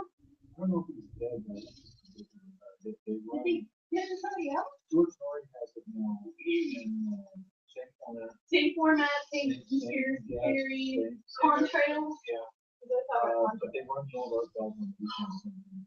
And around Halloween, they always run those. Okay, so when I first moved to Pittsburgh, I had a moment when I worked at Borders, making like pennies an hour, like $5.35 an hour. I could barely stay on it. But I was living in Pittsburgh and that's cool, and I was selling knowledge, all that. Yeah, but I would work until 11 o'clock at night, and then sometimes I'd go out for a bit afterwards. And I remember a time that I was sitting in my car on South Avenue, terrified to get out of my car because of what I was listening to. I never felt. And it was something about, like, it was ghosts. It was Cody. And he had all this evidence. And I remember just, like, sitting there, like, kind of frozen because I was afraid to, like, walk up my steps. But I love, and the funny thing is about these guys, and I'll get to talking about sponsors, how naturally do they do the sponsors? Like, when you're listening to these shows, Stern does it, and, Art did it, Paul Hardy did it really well. There's commercials during all that, which because we're talking about the product, but they do it really naturally. And I try to like emulate that when I'm doing my sponsoring. So, your friends, and not just your friends, your cool contacts. What I did before I pitched my show is I talked to people that I knew would be huge for this. I talked to a lot of local guys, and I talked to people that I've met at conferences. And my big one that I'm so excited about, because I'm a project management nerd, is a guy named Alistair Coburn, because he is one of the hires that they've had with us. He is in Pittsburgh kind of regularly for some reason, and this was amazing because I came across this writing. I was like, oh, this is so perfect. It's so changing how I look at my job. And then I realized that he was going to be speaking here in Pittsburgh, and that people associated with the Pittsburgh Agile Group actually knew. So Alistair and I have corresponded via email, and I have a couple text messages from him, like devastating. But every time he's been speaking, I've been devastated. So I don't know if this is like not destined to happen or whatever, but he has agreed to be on my show. So, but finding people who are going to be game for a good conversation, whether you're talking about project management or I'm going to be maybe talking to like guys who are designers. I have a plan to talk to my 8-year-old son because he surprises me sometimes with his like insight when it comes to this stuff. He was at school and they had to work in teams and make brochures.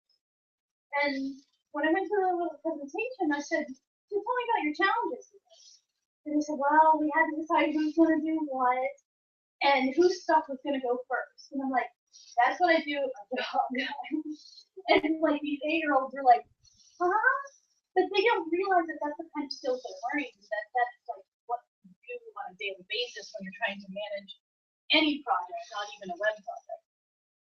So sponsors, I touched on this earlier. Good Stuff FM has a couple main sponsors. One is Campaign Monster. One is Mandrill. It's like the transactional email thing that MailChimp does. And that's cool. And I've been able, when I do my show, like read the sponsor read. They're very flexible with it, where I guess there's some certain things I need to say, but I can also frame it to my voice. And that's really exciting. I'm looking for sponsors on my own because I think that that'll not only add to the bottom line of the network, but I'm looking for ones that'll kind of jive with what I'm doing. My favorite one that I'm going to reach out to, and if you're listening, I'm telling you, Shitty Notebooks. Have you guys heard about them? They make these little notebooks, these beautiful little notebooks, which I think are so important to carry around with. Put your ideas in it, and it's for all your shitty ideas. So there's my plug for Shitty Notebooks. They're having a sale right now, so if you go to shittynotebooks.com, you can get like what's normally a $6 box for $55. But so I don't know. Do you guys have sponsors for your shows? How do you do that? Yeah, it's interesting, and I don't know if that's unique to be on network or what. Because. And I don't even know like what the legal contract is like where the money goes and stuff. If there's money, I don't want money. I just want to talk about stuff. So, here, before a lot of you guys were here, I started talking about this. The RCA 77 that you see on all the slides, in my opinion, is one of the most beautiful and iconic microphones. And I am using simply whatever that free thing is that comes with what's it called? Band. The free thing that comes on Mac. Yeah, that one. I know. Are you wincing? No. Oh, okay. I thought you were. Well, I am kind of because Yeah. Well, I mean, I'm using broadband with an SM57 right now, but then I have to look in that pitch that I had up there for the microphone that I want for on my iPhone. So I don't know if you were in here when I was talking about him. Okay, so here's the deal with me. I was married to this dude, and we were in a band for a really long time. He has an analog recording studio in his house. He has one of those big, like, boards with 32 channels. He has tape machines. He has a 1/4 inch. He has a 1/2 inch. He has a 1 inch tape machine in his house. He has, like, all of these Neumann mics.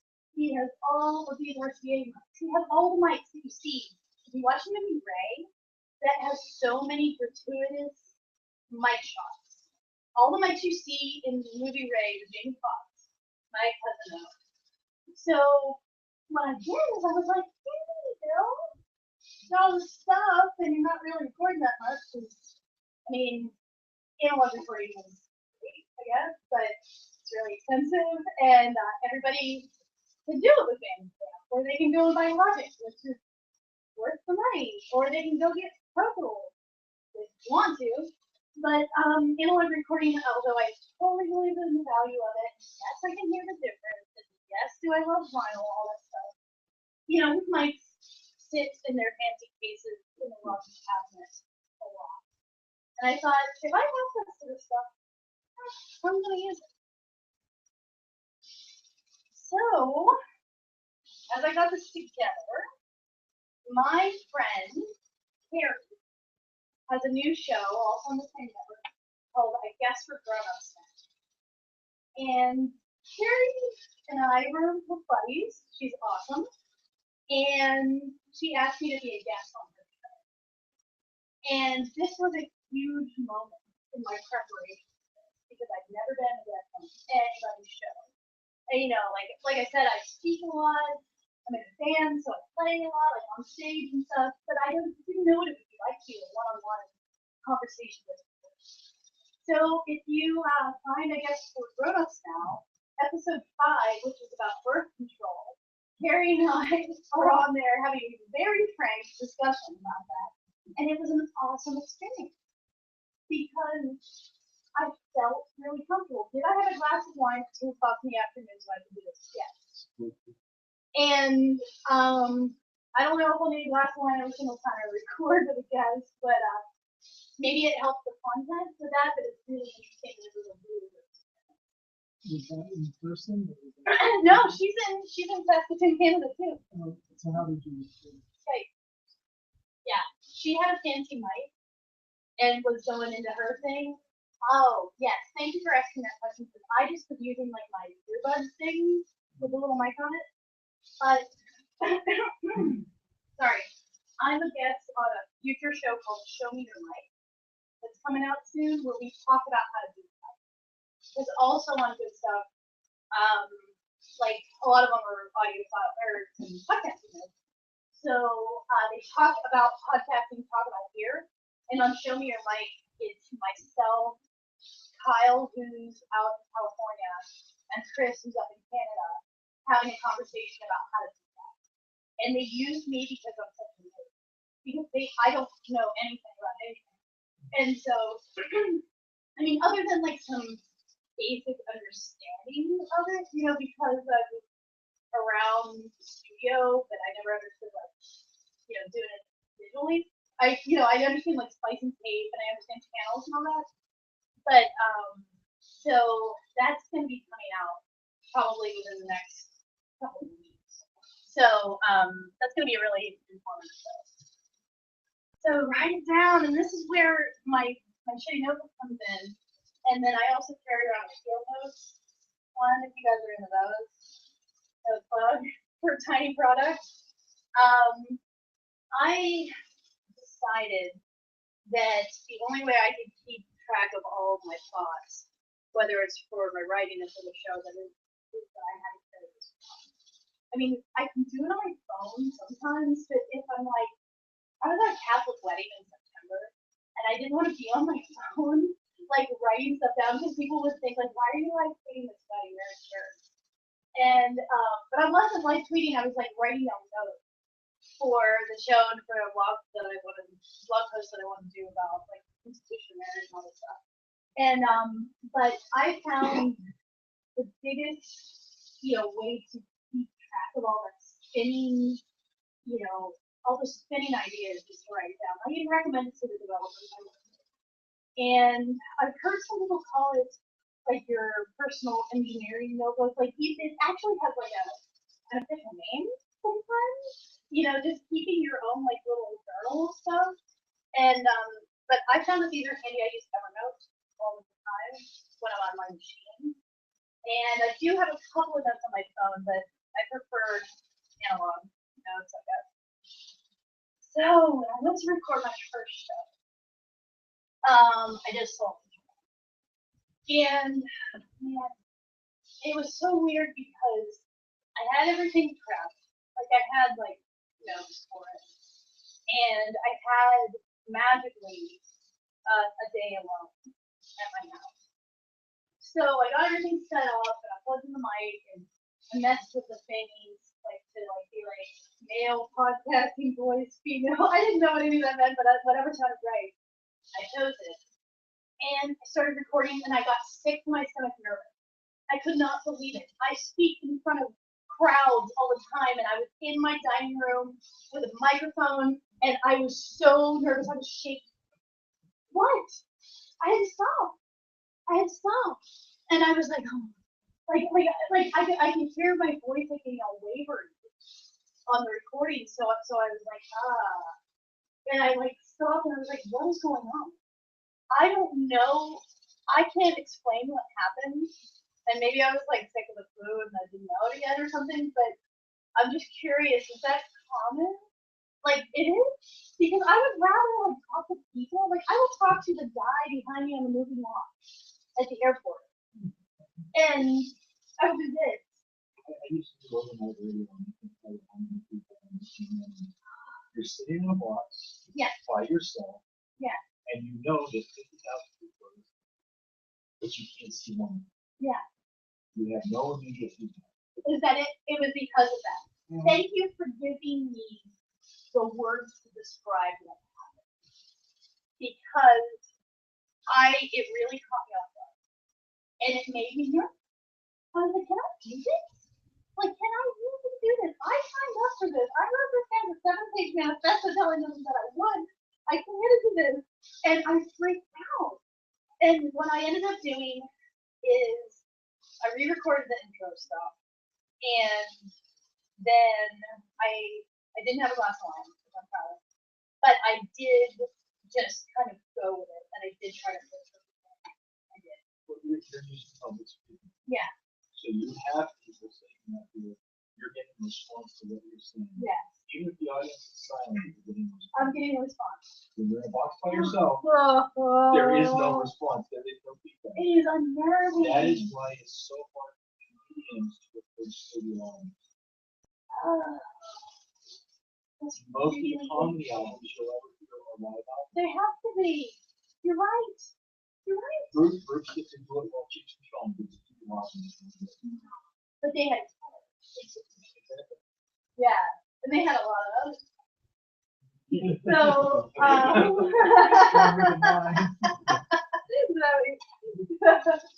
so and I know you guys are experienced with it. And I thank you so much for that way of framing that in my head. And the majority of my shows are going to be dialogue. It was at least with me and at least one other person, maybe 2 other people depending on the show. One of the ones I want to do, I'm so excited about this. I have noticed a pattern that people who work in technology and are the best developers I have used to work in film. And I've seen it so many times because I guess when you're at McDonald's, like it's like a whole like you kind of lean, you kind of clean. Those guys are the best guests I ever had. And when I have a good developer that I work with at work, I say, "Do you by chance work at McDonald's?" And when they say yes, I'm like, "Yes, I knew it." Because like there's this one guy who is like at our agency, he's awesome. And I heard a story about him the other day. When he was in high school, he was like, he was the guy who had to go open up the McDonald's at 5 a.m. And he probably had to get there at 4. He hit a deer, totaled his car, his airbags deployed, and he's still in work. And people were like, "Why did you do that?" And he's like, "I had to open." And to me, like if I almost hit a deer, I wouldn't have gone to work. You know, like you just don't like to think that somebody did that and that kind of dedication and the fact that they were displaying that kind of commitment when they were, 17 and a half. Like those guys make awesome developers. And I want to talk to them. I want to get them all together. It's like from all different jobs and different experiences, these McDonald's guys. So I'm excited about that. So editing, I mean, yeah, like I did a little bit of Elvis. I mean, like that. I want to call it broadband. I mean, it's really easy, but I just need to like dedicate myself to doing it. And like I am going to have intro and outro music that's stuff from my previous band that we recorded. So it's like my own stuff, or it's like my buddy's stuff. So I don't know if you guys use music for your stuff, and what do you do? Where do you get it?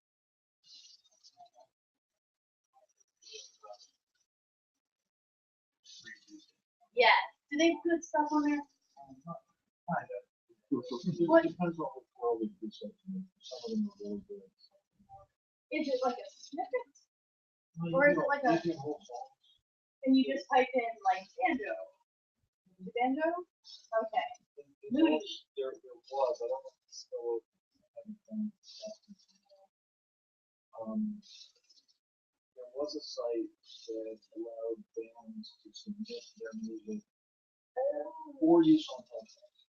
Oh, that's totally cool. Maybe my band should do that. And then you get like 4 cents or something every time. Well, no, you don't. Well, it's you have to say it's an exposure site. Oh, hey, I don't know. That's where the X and I really differ. I say put your stuff out, let people download it, and he's like, no, we need an actual record album. And I'm like, no. Even the coolest people I know don't have friends. I think the main thrust of a lot of the released music that I've seen is getting music out, letting people hear it, and saying, hey, come to our website. Yeah.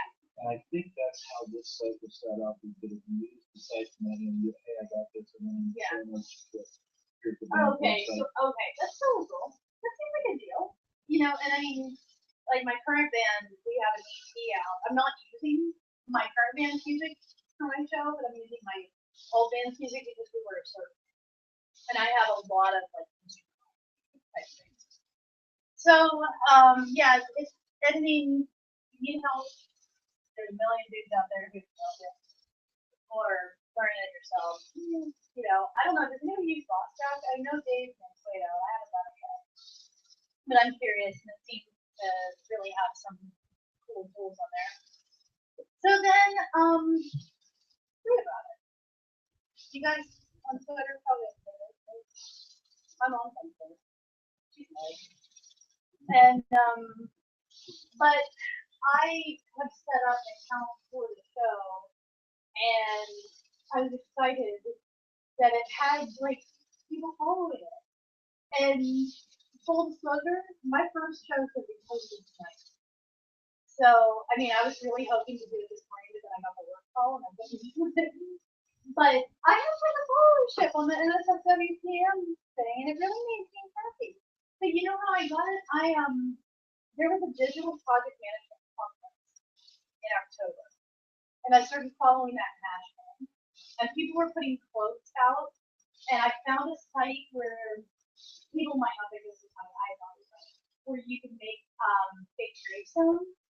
And so I made project management gravestones. And when people would do a quote, I would put it on the gravestone with their Twitter handle and send it back to them. And they loved it. I mean, I think everybody I did it to seemed appreciative of it or something. You know, like nobody was like, that's sick, stop that shit. But so like when you're new, I guess, like I thought it was just I saw an opportunity for that and so we used it and it worked out. I mean, when I have the show up tonight, you know, I'll have a lot of support from that list, so for getting it out there. So, you know, I'm not too worried about that, but you know, definitely putting together a Twitter handle for it, a strategy in your mind. I mean, this whole conference, I guess, is about social media strategy.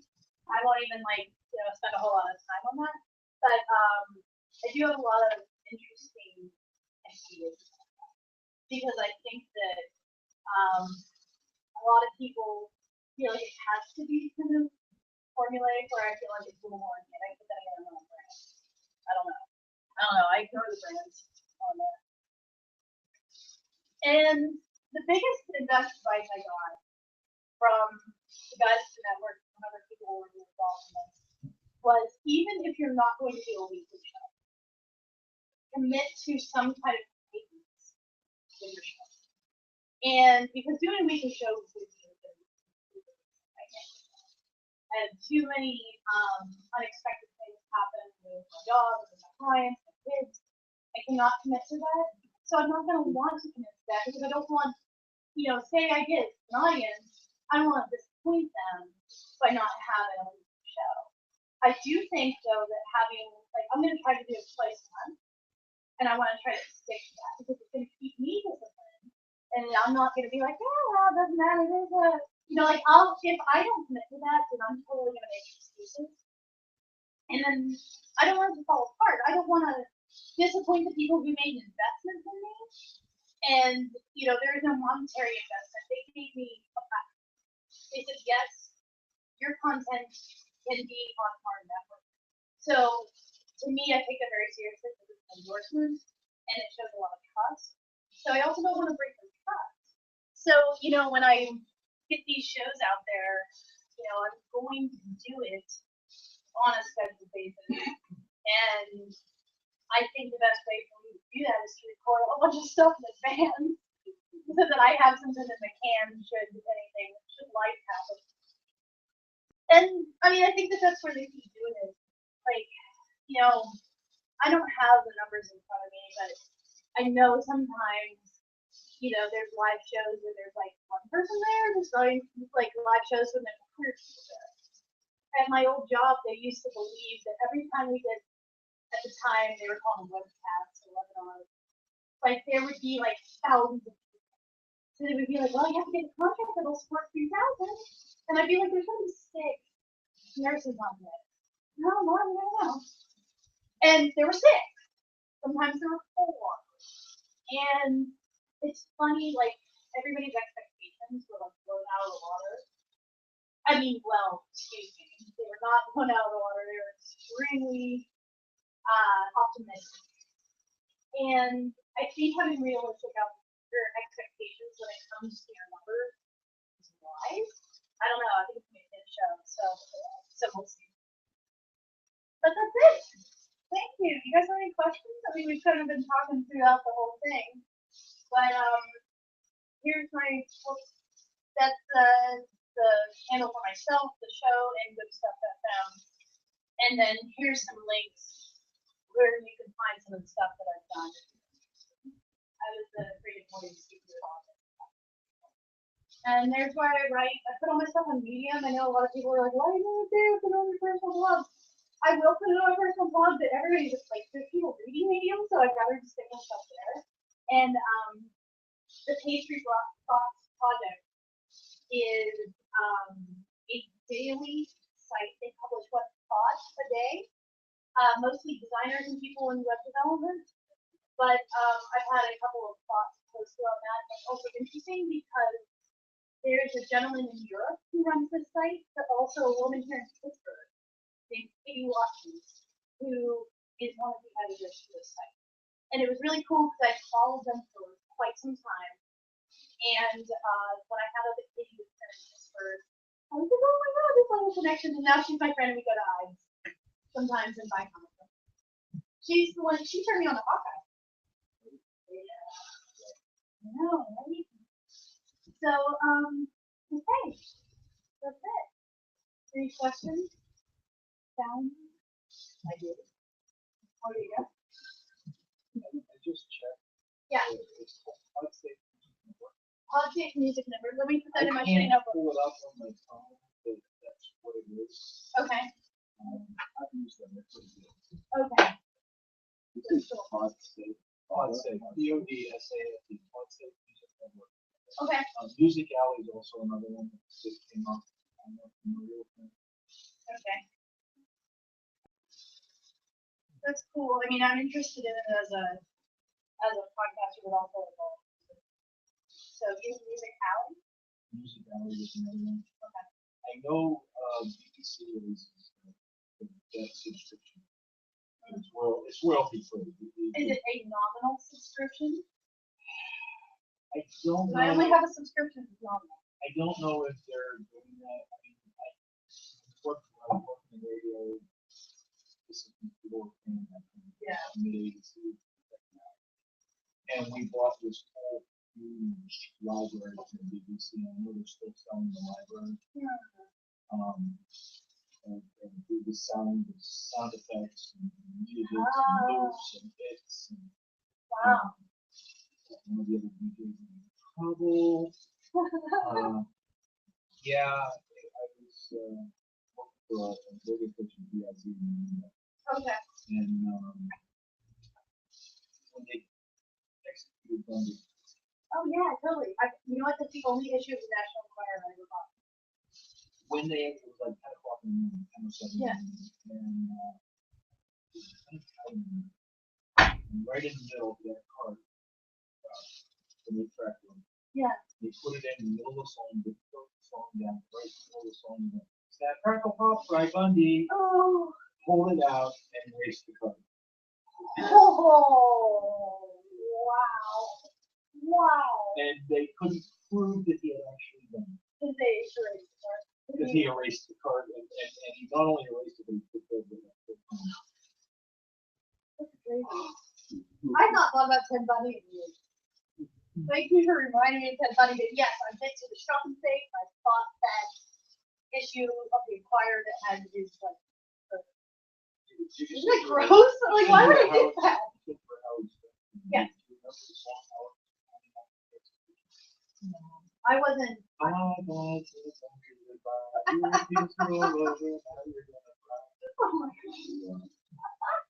No, I didn't get into staring at the So, what they Bundy's thing was like Bundy was definitely yeah, and I was preferred to do myself.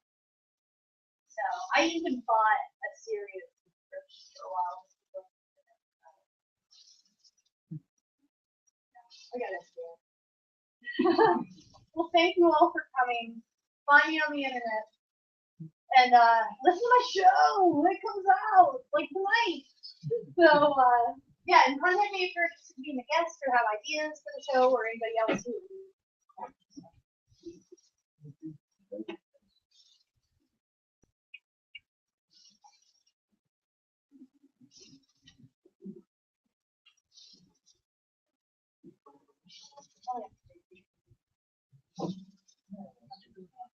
Yeah. Okay.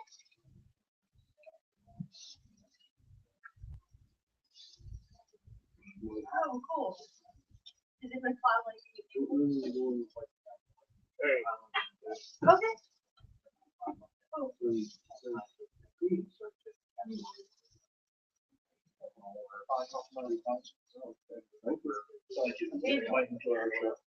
Okay, that's cool. That's awesome. Thank you. I appreciate it. Thanks.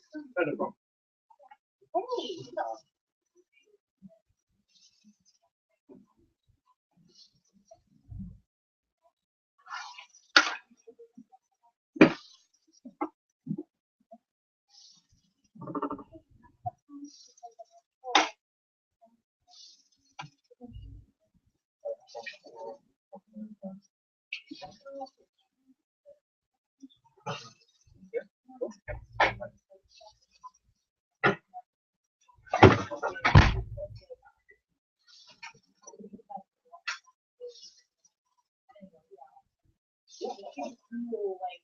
smart. And he's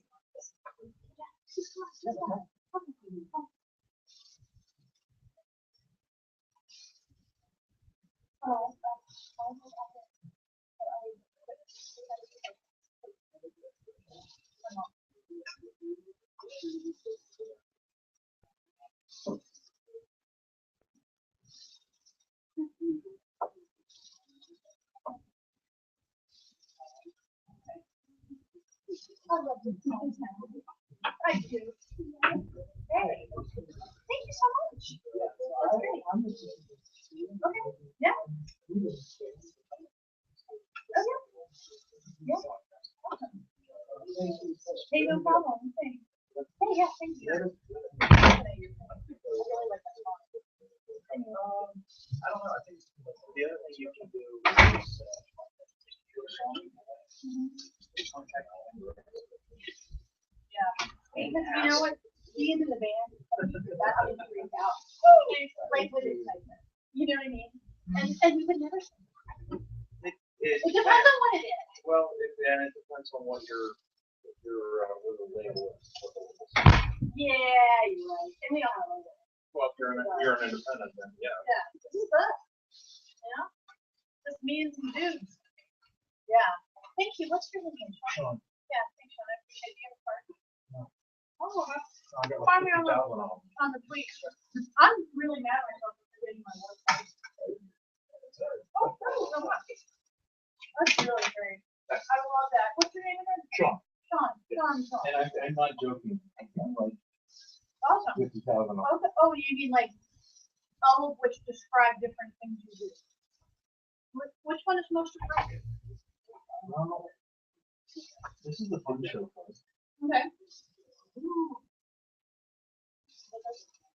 But we also do balloon art and storytelling and farm magic. That's all My partner does Middle Eastern belly dance. weird. I love it.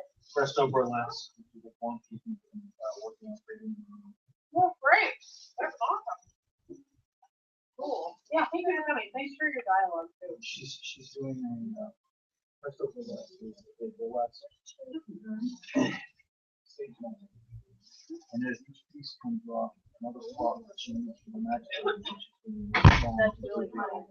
My friend, Megan, who's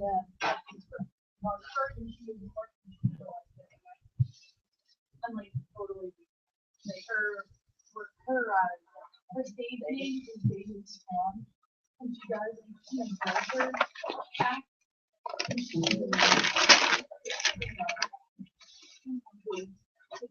All right, so sorry. Hi, who's up next? Hi, we are. You're Kate. Yeah, I'm Kate. I'm so sorry. I'm like all over the place. That's okay. I'm Sue. I saw you do your panel presentation yesterday Oh, with yeah. the media. Yeah, thanks. That was great. Yeah, thank you. I learned a lot. Yeah, I was pretty excited. I came in like I was online, so I thought like 5 minutes after it started, I was like, oh, I need to get on one panel. And then, you know. Yeah. Thank you. I'll go out of your way. Oh, we're good. Yeah, what's up? No, yeah, I just So I guess don't mean to be like, hi. I'm like, I found it for everybody else. Hey, how are you? hey, Hanson, how are you? Good to see you. Seeing you in quite a while. Yeah, that's for sure. I don't need to say hey, Hanson. I don't even do that either. Don't be your friend. It seems like it. That's perfect. because I feel that they're gonna help me. And I feel like I really like you guys. Yeah, that's awesome. We can do it over here. Here's the other thing. Harry's show that I mentioned, the one, I guess, for grown-ups now. That was the first show on their network, hosted by a woman. Okay. And Good Stuff got featured in iTunes, like featured network. And her show, when it was on New and Noteworthy, blew all of their records away. And so I wanted it to be like, I knew that they could help me. I genuinely liked them. Yeah. And it was like, I wanted to, I felt like I was in some way already part of their family. Because they have these hangouts, like Good Stuff hangouts, where they all like drink and talk at like 7 o'clock at night. And I'm always on there. And I guess I just went to me and it didn't want to. I know that that's totally me. You know what I mean? I'm not. I've come to realize that that is certainly not how they do it. And I know Genevieve, who does the AV soccer. Who is this?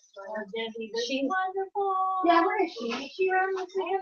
Sure. I need to go be on her show, and I need to go be on Creative Free too. Yeah, the AV. Oh, no. Oh, on the computer. No. So good. If you go to AV Collector on Twitter, that's her, and she is just awesome. And she, we've been talking about me being on her show for quite some time, and so, and I need to go do that. And then Creative Briefs dudes contacted me too, and I want to be able to Creative Briefs. Yeah. Yeah, they're local too. But yeah, I'll talk about movies all day. Yeah, that's like the new podcast. That we're trying to start. Yeah. There's one that's centered around like people that play like fantasy sports, like doing it for like fantasy movies. So there's already a league, and we're going to do like ESPN and like movie drafts. Are you kidding me? Yeah, so that's what we were trying. Oh, let me know about that because, Yeah. like, so you can like choose Scorsese as your coach. Yeah. Well, no, we were doing it generally for the movie. There was one before that on You're recording us? where it was that detail where it was like That's awesome. but I like a lot of the numbers. So I'm like, funny to see like what's the other game gonna do and all that. Yeah. How are you? I know, there's like other people on the internet. Yes. Yeah. I was like, I swear I got lucky. Good to see you too, and thanks for the support. Really cool. Yeah, no. I wrote that next to the video. At that moment, I finally said, wow, we could like do a small table. Yeah. We better get started. Hi. So, this is the panel on art advocacy and blogging. We're going to discuss a project that we must collaborate on to illustrate how the three fit together. Thank you. I thought first that you would introduce yourself, so I don't take too much time. You want to just tell us your name, some more yourself, and why you're here? My name's John, and from Pittsburgh, and I've seen some of the podcasts. I can't say something more than that. Learned a lot, and I can make it. I'm at JJ, or JJ. Okay. So I was the keynote speaker yesterday. An agitator in media field. Yeah, yeah. I'm Carol Smith. I'm relatively new to Pittsburgh officially. I was here this year, but I've been around. I've worked with I'm a fan. I undergrad with Walmart, and I actually work with groups that use artist therapy. So generally, the advocacy of art is definitely going in here.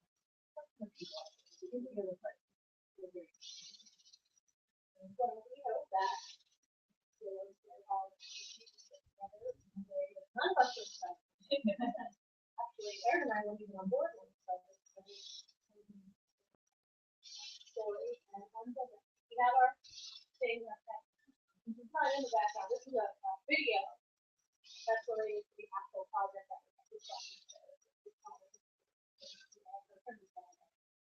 It's really good sound, so I really want it. So I'm Sue Kerr, and I blog at and we corresponded. And we run almost 10 years. And I'm also with the media support for that. Right? And I'm a social worker by training. And I think that's a lot of I'm Erin Reinhauser. I'm the education network director for the Pennsylvania Health Access Network. It's my first podcast, so I'm excited. I am on Twitter, and I work at the Health Access Center. And we were real excited to work with this project and connect artists with information that we will share on health and welcome. No, that's we just. What do you do with the affordable tool? So I help people with health insurance. I work at the Pennsylvania Health Access Network. Last year we were certified application counselor. This year we just took a big job that we got to navigate a project. So we're working in more areas across the state to get people with information and insurance. I'm Nina Power. I'm co-owner of the Point of Fine Art and it's the art gallery in Marshall. And we joke that we are a community service organization disguised as an art gallery. We show art and we work with artists, but we also try to tie it back to the community and make it meaningful. So Lana's going to start with you. I'm sorry. Ran to the last place. It's not, I don't know what to tell you. Would you like to do something? Oh, sure.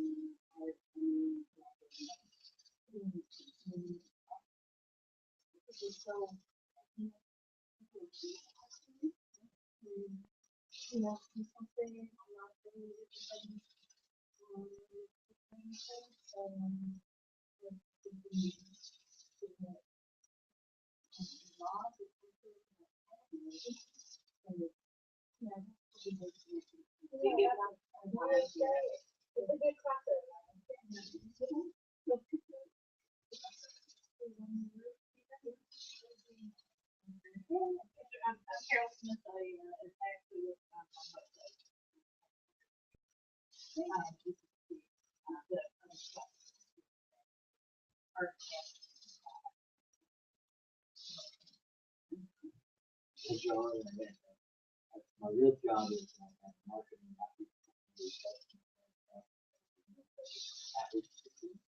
and including system and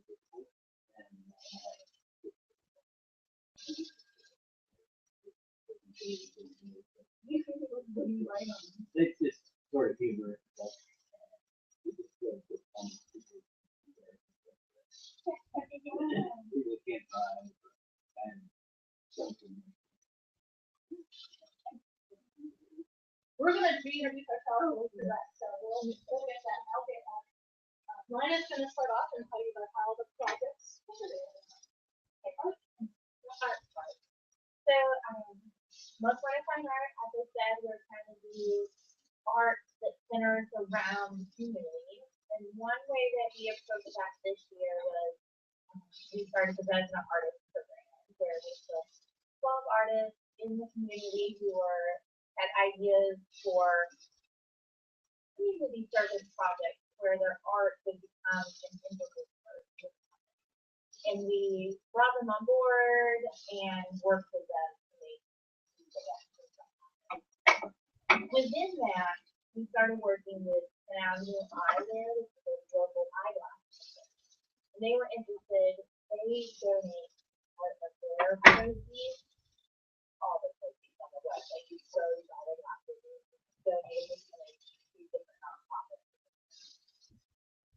And they were looking to expand. Like, how do they do more with it? How do they partner with artists? Because they felt like the artist was sort of their partner. So we started developing this idea. They had these wooden sunglass frames that were really nice, and we loved them. I wear them all the time. So I got a bunch of artists to customize the glasses. And so we did this really simply with just the eyeglasses in a small way last year. So when this year came back and we had the resident artists, we had a larger group of people to pull from, we were able to expand it to more glasses and sort of try to make it a more meaningful event. So when trying to invite people to be part of it, we approached musicians, we approached a photographer, a videographer, it's not just visual artists, because we wanted to try to see how other people could contribute it. And as a trade for being part of the exhibit, having eyewear gave these artists real eyeglasses. So they could get their prescription, they got the frame, they got all that for free in exchange for being part of it. So what they did is they took glasses, they customized it, and they made a piece of art around the idea of the eyewear. So, all of this together, when we were picking people, I asked Sue if she would be interested in being part of this with us, because what was missing the year before was a storytelling aspect. The art was, and you know, inviting people in, and I felt like there was no content.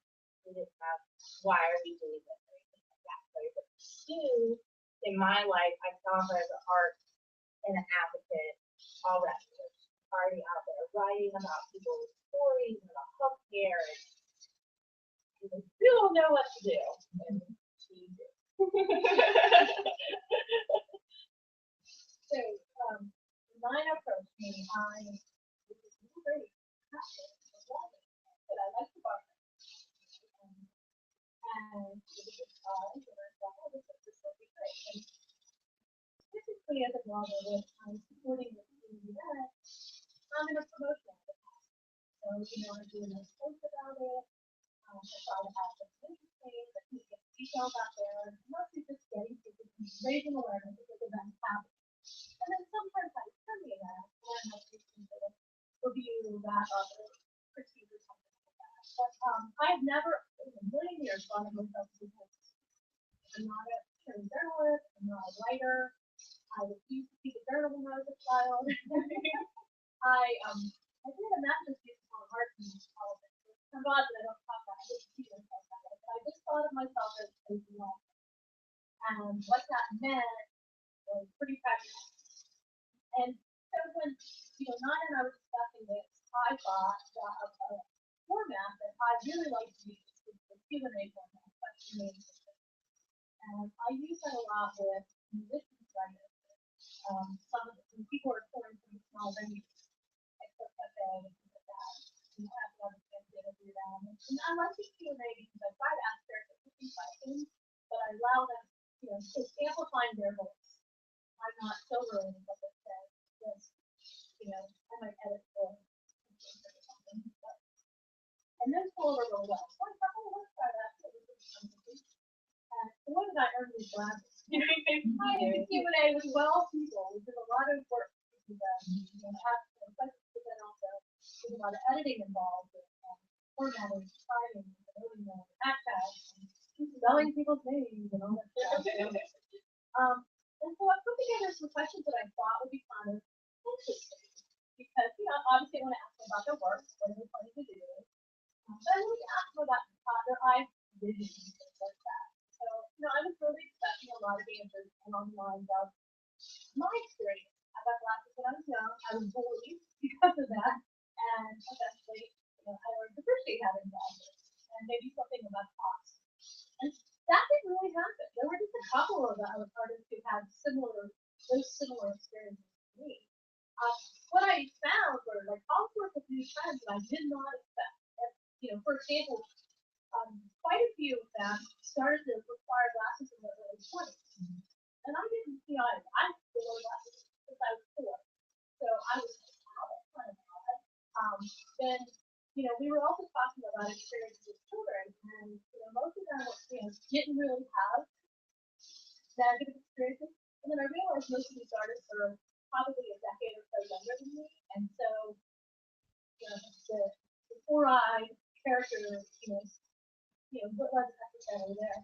So, all these interesting stories came up, and I was asking them, who inspired you in Latin and childhood? It's very, I think 6 out of 12 said Steve Urkel, which is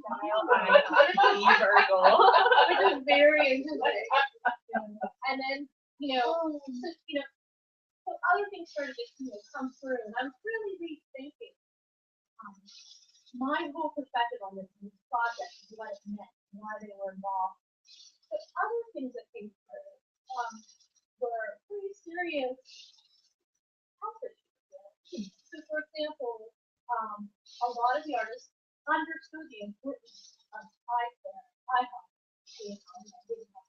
but they didn't, even with insurance, they didn't have the resources that they needed to get the things that they needed. So, lots of stories of broken glasses, stretching, contacts, longer than they could have, prescriptions expiring, which I didn't know that happened before I read this. One woman developed a vision change when she was pregnant, and the doctor told her it was temporary, so she didn't buy glasses, so she took the glasses for her pregnancy. And then when she gave birth, the vision remained. And so, all these interesting stories came up, and being a social worker that I am, I was like, oh my goodness, my son there is working with how that was that, because surely there must be programs and resources for people, because, one-time gift of glasses is great, but there are issues that they're deciding on themselves. Because if they broke those glasses, they lost them, so they could be right back where they started from. And the other thing that came up was the Affordable Care Act, which one of us has a forum about. And, people were talking about the fact that they didn't sign up for it because they didn't want to take theory or handout or welfare. And I was shocked. But I just think of artists as like super progressive, politically lefty type things, and and that was a stereotype on my part. Because I was like, what do you mean? Affordable care act is not a handout? I didn't say that. But I immediately was like, there's a real need for education here, because all of these people they're all struggling with these issues around this. And, there's a lot of things about vision health that have nothing to do with glasses. There's certainly, like people with diabetes, we definitely have, and some of these things are covered by medical insurance, not the vision insurance. But it's complicated, and you need help, and you need support. And I knew that the Pennsylvania Health Access Network was a kind of organization that would be willing to come in and meet artists where they were, and help them one-on-one if that's possible to connect with it. So the first thing I did, I talked to Aaron, and he was interested, and I agreed to have Aaron get involved in the project. So what I did to hand off is I did a wrap-up interview with Aaron. Q&A that was pretty expensive, 50 questions. And she was explaining the whole history of medical and visual and dental health insurance. Again, really fascinating. I had never thought about why vision insurance is separate from health insurance and how that came about. So that really helped me be better prepared to sort of advocate in general, but we also opened the pathway for Aaron to connect directly with artists who needed these kinds of information. And I was really excited to be approached because it was such a great project, and we're always looking to connect with people in the community that need information and need support. Because honestly, we all, most people are either in a camp where you've had insurance with your employer, you don't necessarily think about how it works, you just think about it when it doesn't work. Like when you thought something would be covered, or when you thought you'd go to a certain doctor and then you can't, and then you go back and try to look through the side steps to figure out what's going on. And on the other end is, folks that haven't ever had it, and then it's just kind of like, well, what's the point? Maybe I'll go to the emergency room. More often than not, it's just I'll just ride it out. Some people are lucky enough to seek out help at a local health center. But in general, health insurance is something that's complex, it's kind of overwhelming, and not real easy to get clear, concrete answers about. So I was really excited to have the opportunity to come and to talk to people and the event was just wonderful. Great event, wonderful energy, very well attended. I went home with two pairs of custom sunglasses. Excellent. And I was able to have a lot of one-on-one conversations with artists who were there who said, well, I just wasn't really sure about the global stuff. I didn't know, if it was for me. I wasn't sure if it would help me. What's it really all about? And so, those are questions that we've been answering for the past couple of years. And I was able to say, look, this is the opportunity to provide private health insurance that meets some standards. That's going to be comprehensive and cover what you need in a way that's affordable for you. So I was able to, have those conversations one-on-one with some people. And actually, we just planned a healthcare happy hour where I'm going to come up to the gallery and be there for a couple hours on a Thursday evening in December 11th. To actually work one-on-one with artists who help run that project. And I think one of the things that became very apparent in what Sue was saying is that all of us make a lot of assumptions about other people and what they might believe or what they might know, and so I think it's really important always to be mindful of not making assumptions. And so it was interesting to hear some of the artists' discussions about affordable care, about being standout, about being welfare. And I actually encountered that with some of my own activist friends who are currently volunteering to help other people learn about the law and connect up with coverage. And a couple of people who actually waited and didn't sign up themselves because they didn't want to, take a handout. And that's absolutely not what the law is about. It's about fairness. It's about making sure that as a country, we're in this together. That's the fundamental concept of insurance is that we all put in and then we take out at different times when we need care. So, it's actually a great, that's what we should be doing across all areas in this country is, working together for the better involved. So, I'm just excited. I've probably gone on too long. It shows how excited I am about working on this project, but I hope it's something that can continue, and this is great. And I would definitely encourage you guys to go to Sue's blog and read the interviews because they're really great. And it took me a long time to answer those questions. They were very good, but Sue has a real gift for really drawing information that someone might be kind of guarded about. To draw that out and share that with people. It was really great. The interviews were wonderful, and it was a great learning process for me to go through and answer all those questions. Yeah, Sue's questions really contextualize everything. The artists were able to really thoughtfully think about why they were involved and how their glasses affected them. So when they were working on their art pieces, I think they had even themselves a more thorough point of view or thoughts about it because of that structure. I think that was really important. And when all the proceeds from the eyeglass sales went to Healthy Artists, Julie Piccolo is an artist, and she makes documentaries, and she does art exhibits and stuff all centered around healthcare. And she works with a nonprofit. So funds went to her and the Blues of Garfield Corporation, which runs the 10th Avenue Arts Initiative, as well as other community-driven initiatives in Garfield care for the art. We were able to help artists and help organizations that help artists all at the same time. One piece that a takeaway for me was just a lot of people about was that I wasn't in a PR role, and I certainly was. I did take one post sort of about the event, and that probably and then in each of the interviews, of course, I think to the event.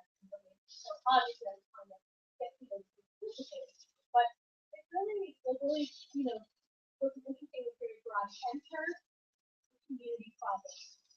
I wasn't just an observer. I wasn't sort of an inside journalist. I was participating because in writing about it, I was creating something that was adding to the whole experience. it was just, similar to what we did.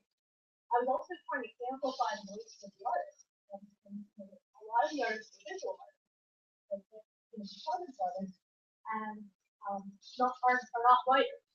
And so this is an interesting experience of them having the chance to take their art and put their vision and put it into written form. That was some of the, not every artist participated, so I'm just going to talk to you about that. And not every artist needed a specific sunglasses. A few of them were participating and needed sunglasses. They were getting sunglasses. And so I asked them questions about their growing up with people wearing glasses and what kinds of experiences they had. Plus, it was cool to send them out. Those questions, no one said okay. But it really changed this experience in a way that few loving experiences have. But probably a good month, maybe 6 weeks on this, and we went to the gallery, helping my partner and I, and mine had stapled all my interviews up on the wall. It was my first art exhibit, so that was actually, it was kind of cool, and it was a really nice event because everyone came running up to me. Like, okay, well, that's strong. And I'm like, oh my God, you're so young. But they just, they were talking about it, and just, it was just a really pleasant, nice, activity. And we ended up buying, not my glasses, we got something else. And when we learned about it, when Laura, my partner, I was just, this is so nice. And it just felt so good. And I felt very much like loved and appreciated. And I think everybody's there was no one who was a senior artist or a past artist. It was very much a collaborative of that.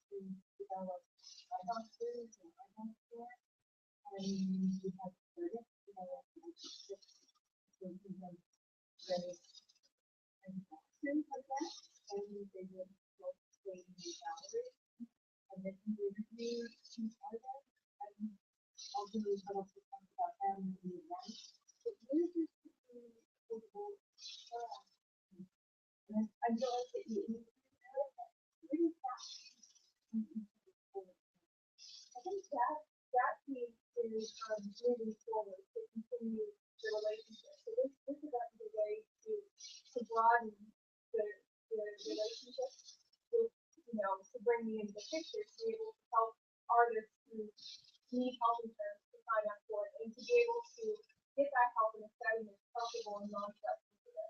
It's not to our gallery and be able to community of artists, get that information and get that help signing up.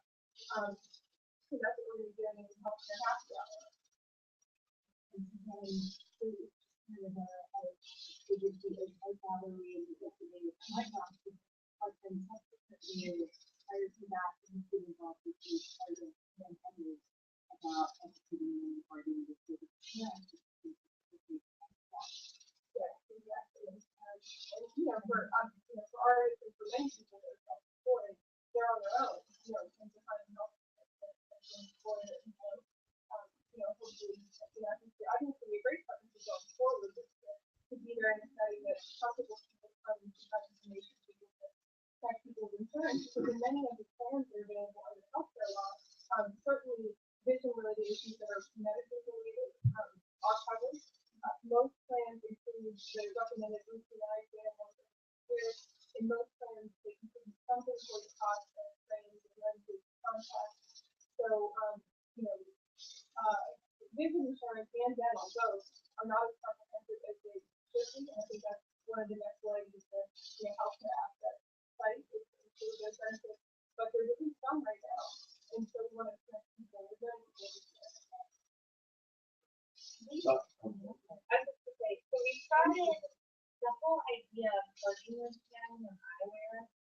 came out of an idea where my husband would not sign up for this. Like I was having this really hard time explaining to him, and he needed eyeglasses. And so, and then he was talking to one of our other artists, and they had a similar problem. And it was one day it hit me that I knew all these people who needed eyeglasses and weren't sure what they were supposed to do. And I didn't have the skills that I felt necessary to really educate them on what they needed to know.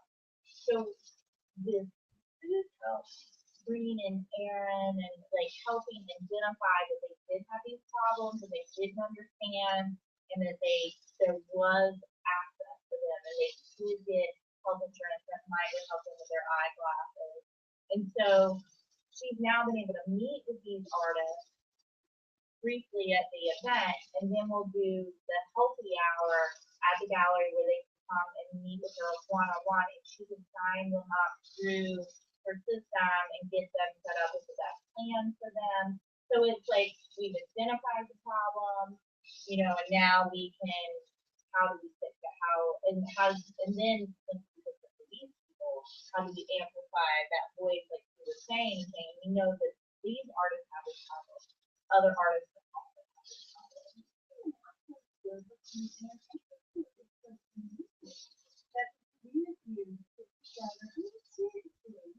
But this is just really creative, important, useful, venue, whatever. Think about it more common.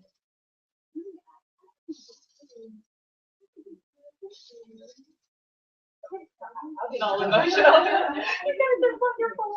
No, I'm shocked that, first of all, like what I do is outreach, and what you're doing is outreach. Yeah. On your behalf. This has found a way to get to a certain community with decision makers and a certain way of studying. Shocked that, I haven't heard of this. I'm here at Podcamp, but 150 people come. You know, why hasn't this presentation, maybe you're practicing for something bigger, but, you know, I'm shocked that this presentation is being done somewhere else about outreach about health. Yeah. You know, because, or why haven't I seen it on a news story? You know, I'm shocked. That's where I think it's blogging format on your blog. I know that you write, you know, occasionally, that's where I think we as citizen journalists or community-based writers really reach different people who may not just happen like, obviously any organization belongs to them. And especially when they're dealing with entire population. So there are multiple opportunities. You know, I'm a lesbian writer. I blog about LGBT issues. I do lots of different kinds of things, but I'm not a healthcare blogger. They're really interesting. I don't think I know that I use healthcare blogs that aren't run by healthcare companies, but they're different. And you know, but there's no reason that other kinds of bloggers couldn't do something similar and perhaps make contact with people who otherwise might not have access to that information. So off the top of my head, I'm thinking, you know, sports bloggers. You know, maybe there's an opportunity there for them to talk about healthcare in the context of injuries. Well, that's exactly kind of where I was going. I used to, as a paramedic, I used to work with golf houses. And we need combination out in and you pro golfers would come through. And most golfers, people don't know, live in their car because they don't make any money. And then the caddies are even worse. So they would come, we would do the medical coverage, and the caddies, as they passed through town, so they were in Pittsburgh this particular weekend, they would come to the medical tent and have their tooth checked or have their diabetic score on their toe checked because they did not have health care. And so we would become we would be their healthcare providers and pass through town each year. And so I could see this almost, you have this subset of artists, there's a subset of caddies, there's a subset of every aspect of it. It's kind of interesting. But I can see that the host of the golfing event isn't going to want health access to set up there advertising the fact. No doubt about it. That's exactly right. but there's no reason that the EMTs who are there can't give a flyer. Mhm. Every place is But you made it comfortable for an artist to admit that I am lacking something in my life. You brought them, so, you know, you're gonna have beer or whatever, you know, people are gonna come there and they're gonna talk about it, like you say, you know, you made it in their world where they didn't have to come to your office. I mean, I don't go sign up for I was in a position where I probably needed to sign up for a food card and I didn't, because I didn't physically want to go anywhere to do that. And, but if I was someplace at an art gallery and you were saying, you know, I might be more apt to do that. So I think that's really an incredible outreach activity. And I'm not trying to I'm putting in my context, and that's exactly what it is. Yeah.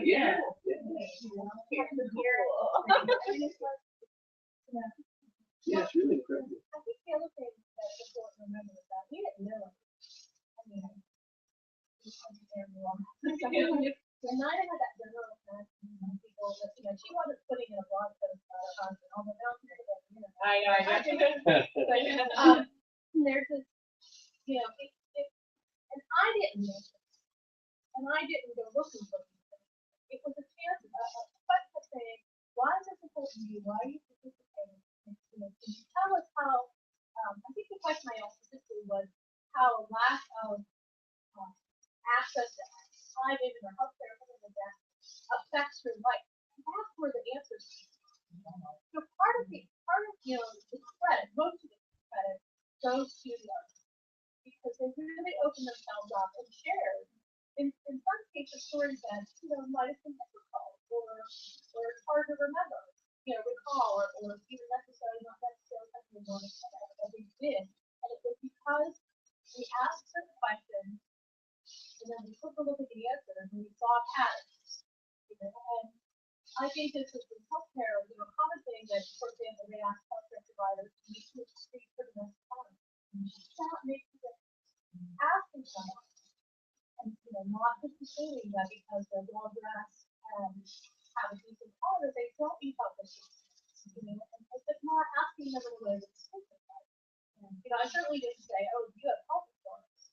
You know, I didn't want to, you know, I was careful how I went about doing it.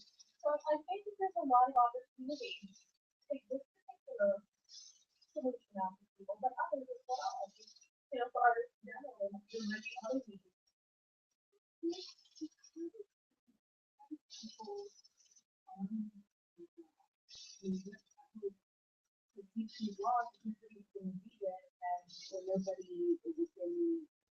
Well, to be fair, I'm not probably, I don't want to talk to you about it, but I've been blogging for 9 years, so I did have an established space. And what we did in that space is Nina was taking the blog posts I wrote and sharing them in the arts community and spreading it out. And one of the participating artists, Devon Mazlitt, who is a media, has a very stable following.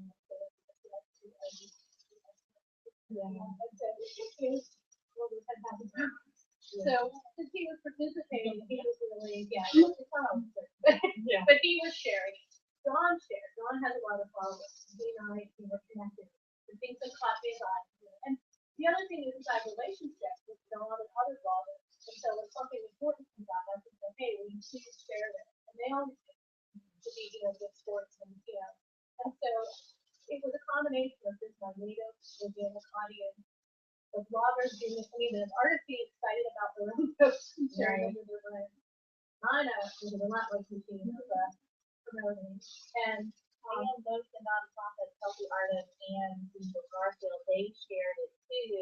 So it got out. We had enough people, a lot of different types of people and groups participating, so we were able to, I think, get it out to a lot of different communities.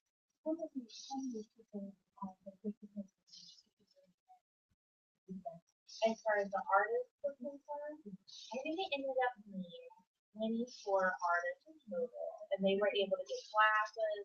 It was about a 50-50 split on the ones who got prescription lenses in their frames and ones who try to make it want clear frames or computer lenses or sunglasses. If there are any better than they plan. Let's do a follow-up and maybe people can rate it. All right. So, cutting back to the question, one thing I also want to say is we did use social media. Facebook was a strong source. Pittsburgh loves Facebook. You can really always come in and the gay community is very good at using Facebook, much more than the average. So that's where my major base is. But I took a lot of effort to put everything on, of course on Twitter, but also on Instagram and Pinterest. And I was really surprised on Instagram, again, Devon's on Instagram, but you can't share on Instagram, but because the artists were sending, I made them give me a photo, and some of them, but we, in a couple cases, sometimes it was a creative interpretation of themselves, and I would put that first, and I just made those for my size, and then on Pinterest the same day. And so really we tried, and I said to Ryan, we have to pick a hashtag. That's my number one question now. What's the hashtag? And we really worked pretty hard to have that consistent social media presence across. And Tumblr, I was putting it on Tumblr. I don't have a lot of followers on Tumblr, but still. We made the hashtag the name. Hashtag our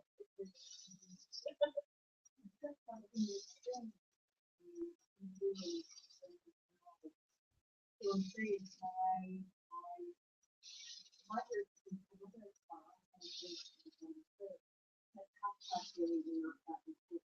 but on TV it's everybody that has that. Why is that? for cash. Because I needed to measure impact. And so because I wanted to see, to be honest with you, part of it was for me to see what it was myself. If I broke down my hourly rate versus the price of the glasses, I put way more time into than the glasses the barber. But that's a choice I made at the time, but I want to look and see what kind of impact it has. So with the hashtag, I can track, share, follow, clicks, I have some professional tools ready so it's easier for me. Instagram hashtag you have to you gotta make that funky. It definitely and on Facebook I use them just simplicity again so I can track a little bit, but it really I don't think anyone else was heavily looking for that hashtag but me. And I was but I was recording I was tagging and so when I would put up the bond piece on Twitter I just would tag it and my that yeah.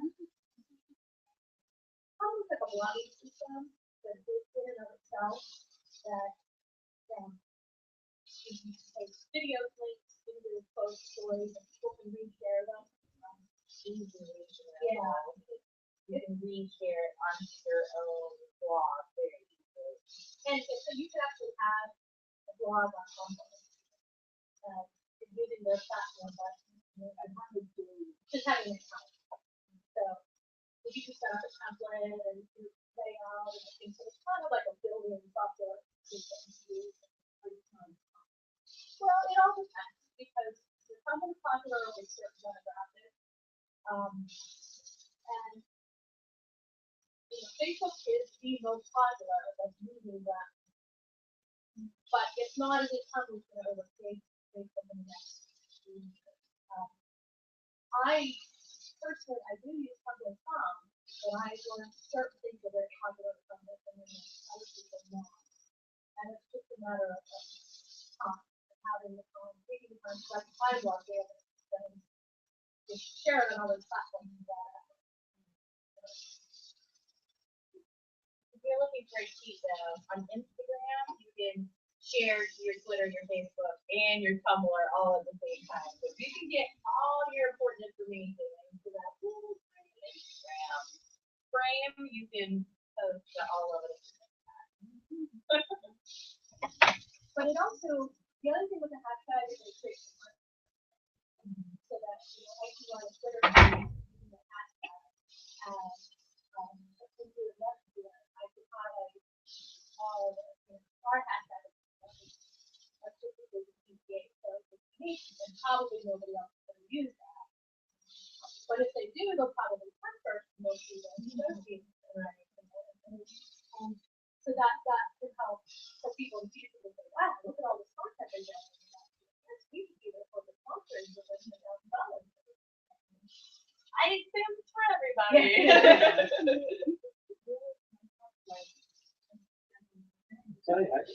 You should be on the Ellen show. I'm not kidding. I mean, this is the kind of stuff that you reward.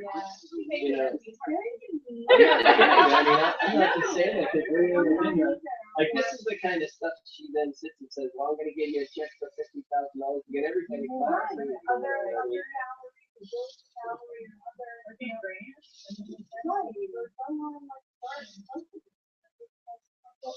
just can't believe it. We did talk about expanding beyond the fine arts artists. Let's try that.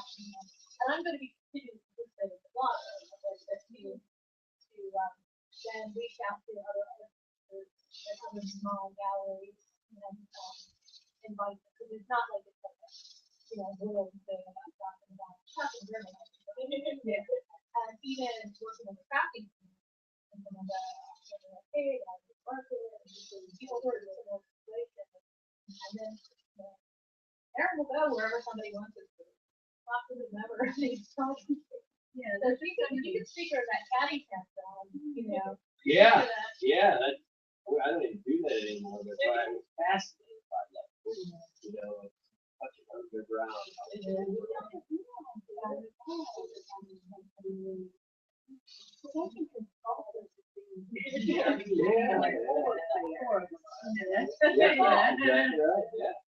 It's like, I'm saying they're actors,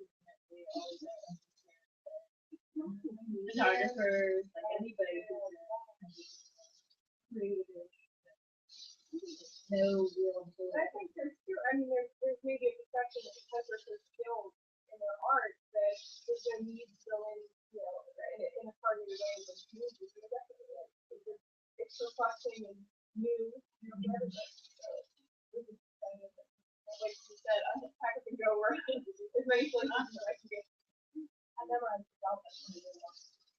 You can do that. But it was just an example of like something that you want about. No, probably. Well, just a question. Yeah, and I think that's just the service in the video. I thought that was cool. Through all of this, we was able to pull out statistics and quotes that people had said and things that people had said together, the same answers and things like that, and sort of track that visually as well. We could show some of the video.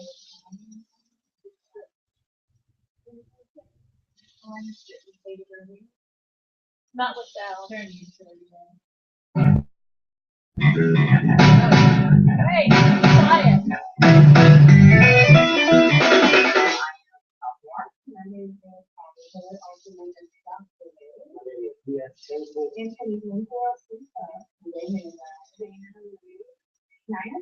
That's too loud. I apologize for the eye there. I need to be a real artist. I did that, but they also do it for all their skills. And we thought that was an amazing thing. And they were very willing and excited to partner with artists in Pittsburgh to customize eyeglasses and then in return give prescription eyeglasses to the artist. I was really excited about participating in this project. It's been about 2 years and I got my last pair of glasses. And the thing about glasses is you go into the shop and you try them on, you're really excited about the first time. Maybe I don't know what it is the first time. So I'm excited about changing my nose and doing things there.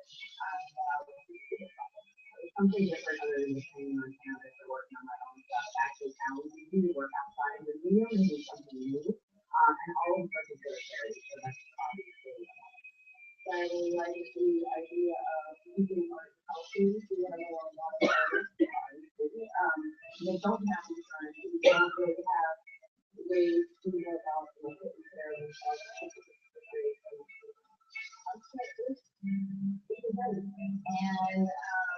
And vision is part of that, and it's really big thing. Always interesting to see you, your classes and how they do them. Hopefully, I've been inspired by folks like Lucy Collins and Ellen John. My grandmother, because she's always on classes, she's always been super fly and back in there.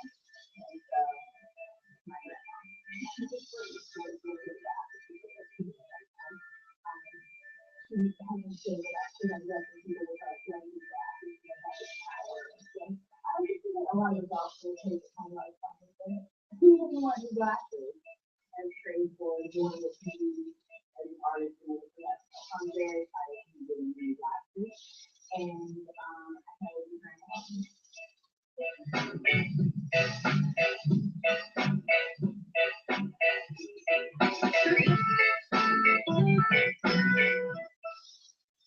Hi, my name is. I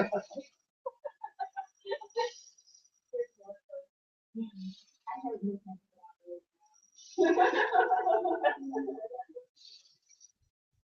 I forgot what this makes it on the video. You just been resident artist for like my kids. You know, like it's like all the time they're at the house all the time.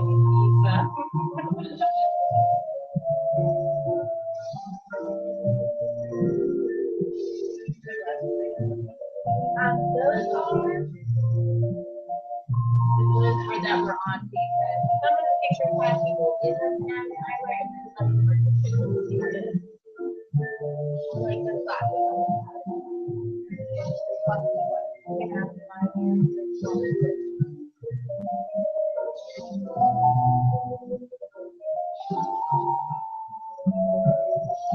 I want to.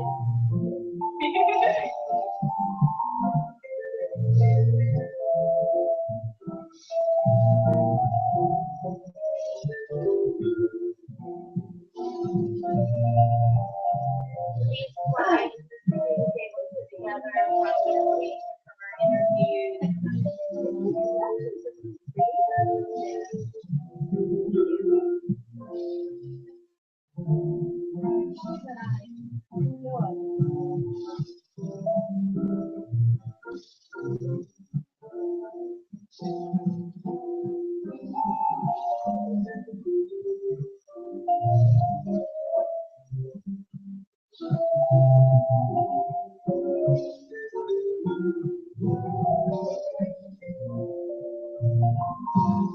So one of the artists was a photographer, and he took the photos, and the videographer, and Savon as a comedian, he performed at the event, and we're really trying to incorporate all types of artists.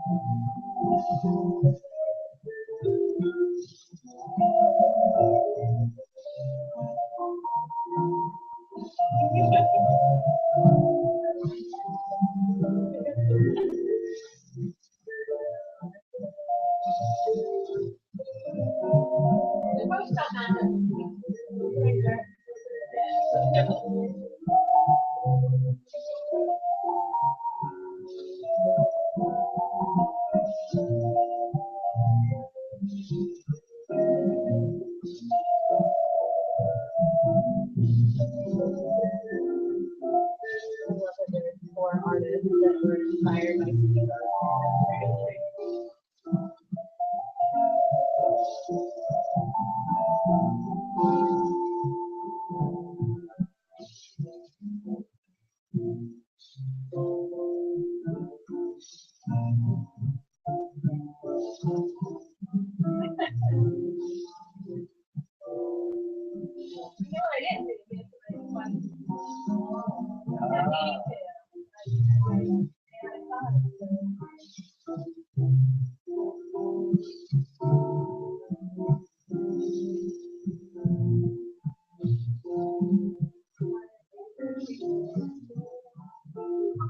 Well, we love this art gallery in Pittsburgh this year. Go to you. So as far as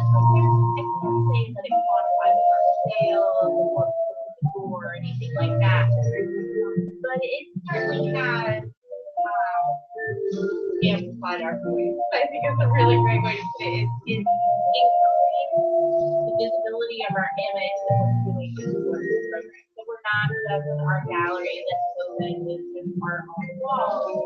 That during our day we're doing more than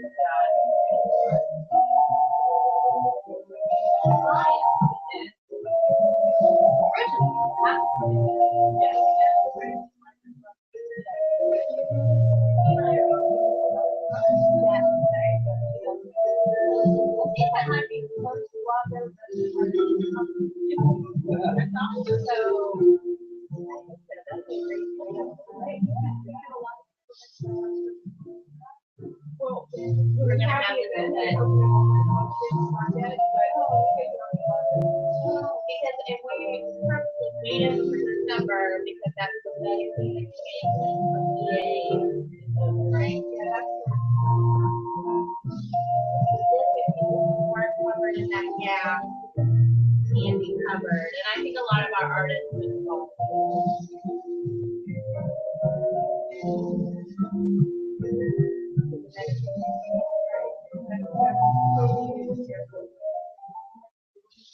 So in 2014, the Affordable Care Act was written so that every state can access to Medicaid, because right now you can only qualify if you're both very low income and you fit in certain categories of being pregnant, having disability, or being sick. But the law was written to make it easier so that your current income, which is below a certain level, would be the only factor decided to get covered that way. But when the Supreme Court upheld the law, they gave that choice to states, and unfortunately Pennsylvania, our council and governor decided to hold it up for a year. So the people that needed help the most in 2014 could not get any financial help to get covered. So this year we have it, which means that the single person who makes below $16,105 a year will qualify for Medicaid expansion. It still comes with private insurance companies, but it will be free. There's no monthly premium. It covers all the same benefits as plans, the healthcare that does. And probably in total about 600,000 people will qualify. And these are people across the board. These are graduate students, and artists, and people that are retired early, a family member, and people that work part-time, who are doing Medicaid. It's health insurance with private companies, and so it's funded through the Medicaid expansion. And I think that difference is what our artists would understand. They thought that by signing up as Medicaid being actually they were entering the welfare system. And that was Medicaid. That's lots of money. So this is why healthcare is complicated. So in Pennsylvania and in many other states, even though someone is eligible for Medicaid, they still actually get their benefits through a private health insurance company. So even in Pennsylvania right now, the people that are on Medicaid get their coverage through UPMC or Highmark or Gateway or United, and that's how it's going to be under the Medicaid expansion as well. So most states have moved towards a privatized model where even though someone's eligible for Medicaid, the benefits will come through private. There's another factor, right?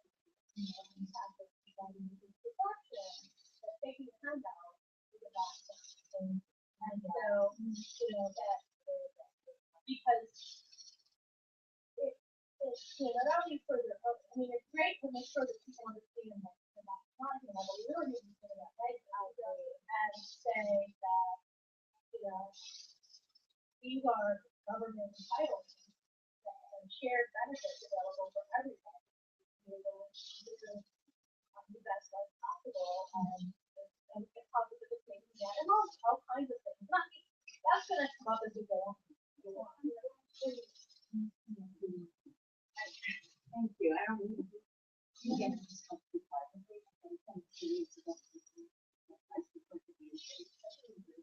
Well, thanks for coming to our session. Thank you. Yeah. Can't believe it. I don't understand why this isn't given some major fund. Really don't. But maybe this is a good practice. Yeah, this would be our good practice. Yeah. Now we can spread the word. We can send the video link out to everyone. When we started talking about this presentation, that's when we came up with the happy hour idea. So we kind of planned to always do something better. That's nice. Yeah. Yeah, that's not the problem. Yeah. It's great because Cam and I were so willing to donate this, something that's 24 pairs of frames, legal lenses, which was over $1,000 worth of merchandise. Right. And they didn't discriminate on that either. Like they were totally like they didn't care how bad is one price, there's no price. Like they were totally cool. Like they're so open to, oh yeah, whatever you need, we'll get it done and just let me know. Most want to sign up. Yeah, well I have we have handouts. I actually have you have your stuff on that. Oh, this is such a really good store. So those are them.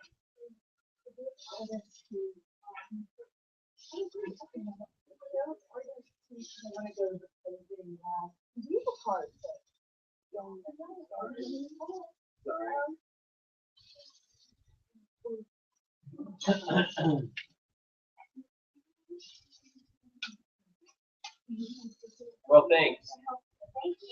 We got to find some way to get you on the Ellen show. I don't know how you do that. I don't know how one does that. But we got to do that. Well, I have to go with her for God's sake. Oh God, yeah. Yeah. All three of you. Yeah. I mean, all three of you have to go on there and explain the stuff. I don't know why. Go to her website for posts. I was just saying, you just send in whatever to her. Get her fans to review it. Yeah. Send Aaron 902. To Ellen. Maybe we should go ahead and talk to them now. We're having a date for next year, and then we can just start promoting. I've been trying to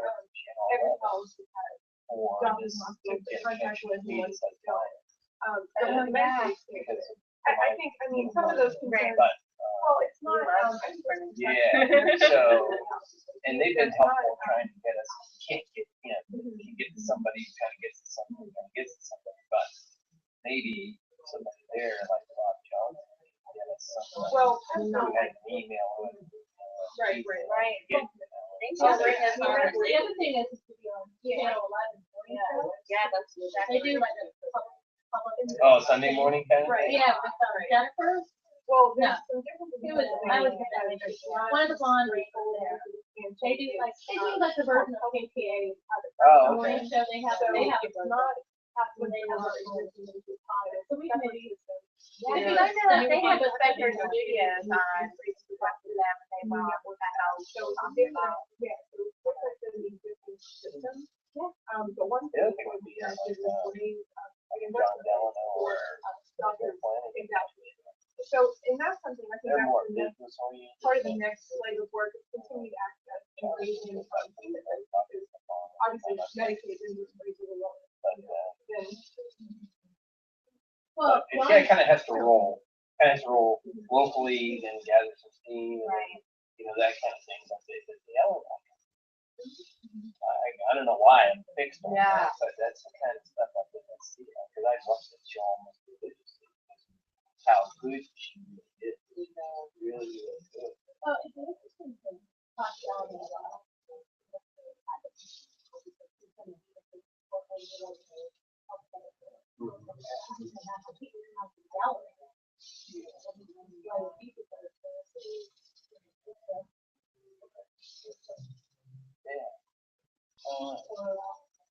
I try to put it on my plate. I try, but after this dictionary thing, it's on our website. You can still try to talk it, but I would just. Did you say that hours? Did you what? I had to get off and jazz on. Oh, yeah. Oh, good job. Let's start another petition.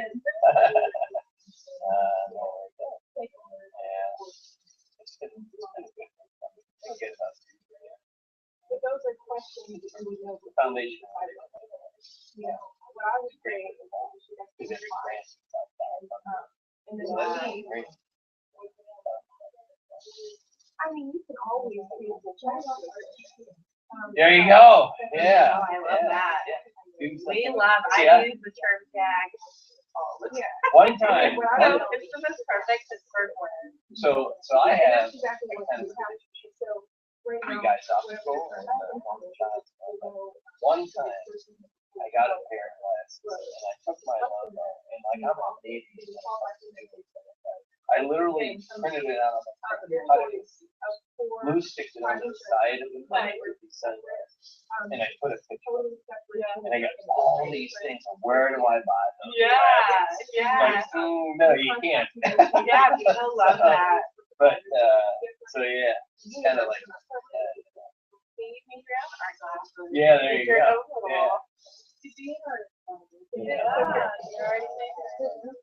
Yeah. Well, I'll do what I can. Yeah, thanks. This was great. Thanks. Good to see you. Thanks for coming. Oh, no, yeah. Great meeting you. Sorry that you were so kept me away. Out of my goal. Ah, no worries. No worries. I do have that. Yeah. It makes my tweet- life every day. I tweeted out your. I read blogs. Here's what I try to do.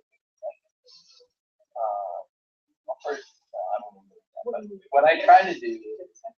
I've been very fortunate that people. To me, the only way to give back is to try to be supportive of others. And so when people do the Friday thing on Facebook, I try to at least go read them. You know, if even if they're of zero interest, like my kids are older, so I don't really care about them. Like dating, but I try to at least go over there and look at that. You know, fulfillment is whatever, but I think it's appreciative. But I read in binges what I do. Like I'll take Saturday morning and read like 5 books. So I binge. I don't think I read any. I used to be late. And everybody, different philosophy, the same thing. I had almost everybody put that dress on there. Oh, okay. And, Okay. the only one that I read the political blog. And then I read the child. Oh, yeah. If you've already signed up for it for year 2014, we had it. But then being 14, Then Really? there's no additional. Oh, really? Oh, okay. yeah, it's really Based nice. on what happens. It's based on what happens. If you were, let's say you signed up in December 2015. Oh, really? Yeah, That's why I and hate it. that's like, Your coverage and is so good. it's an app that allows you And you to can just have research the whole year. Instagram. You're getting a tax credit yearly. And then you can then repost your Facebook posts, so everything through this.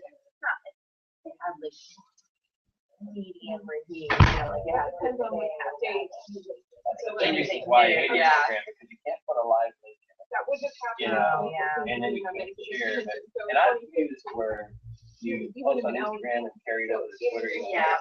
But screw the tag sometimes. And there have been a couple of times, I don't even know how it happens, but all of a sudden, I go over to my Twitter account and there's an ad penis something on there. I'm like, what the heck did someone hack my account? And here it's the Instagram. It interprets, does some kind of funky interpretation. And there's the word penis is in my tweet. I'm like, wait a minute, I didn't even have to be in there. Yeah, I found it. Now it's sort of like covered by the subscription, unfortunately, you have to, and if you ask people, It does not. You know what? It doesn't work on the first one, but not. Well, what happens is when Twitter picks it up, it just starts to work. So we're at like that, and there's no hyperlink for Twitter account. Right. So on Instagram, you can sort of tap it on Instagram and then, right, and then, yeah, it's limited, but it's, well, they do on Instagram. And my I know. photo, Then Yeah. I do everything. No, you won't. If I put up the hashtag, The way it works when you sign up. Yeah. I get like 7 likes in 2 minutes. Is that you make an estimate. Well, we probably need to do one of these little outreach you videos, guys. If your income changed. Maybe I'll try to do You were that. already Like, established maybe your we could do housing that state first. So you might definitely have to do that, or you actually might get more money in the tax rate. Probably because do your that. income will done. It's not major. And you keep paying, right. and you- I'm and on the that's internet. something. Yeah. Love it. But you can, you know, you can share it. Yeah. Okay, cool. All right. Well, thanks. No, absolutely not. Yeah, for But sure. it's funny, All right. cool. Good to see you guys. Thank you.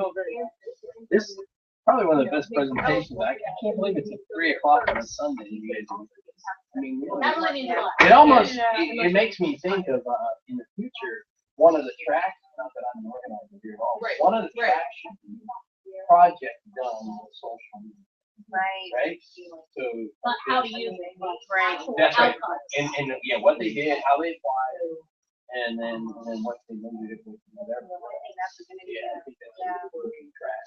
Okay. Bye. See ya. And you can. We have to make on it. So you can definitely.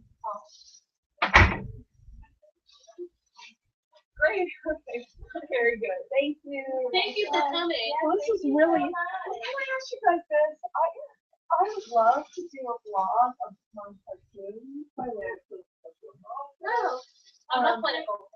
Yeah, community organizer, but There you close go. enough. We're like, well, I've done those guys too. So, if I wanted to do a vlog and have my cartoons, I'd do like live and drawings and see if it could be yeah, well, January we have a group show. Anyone can show one piece.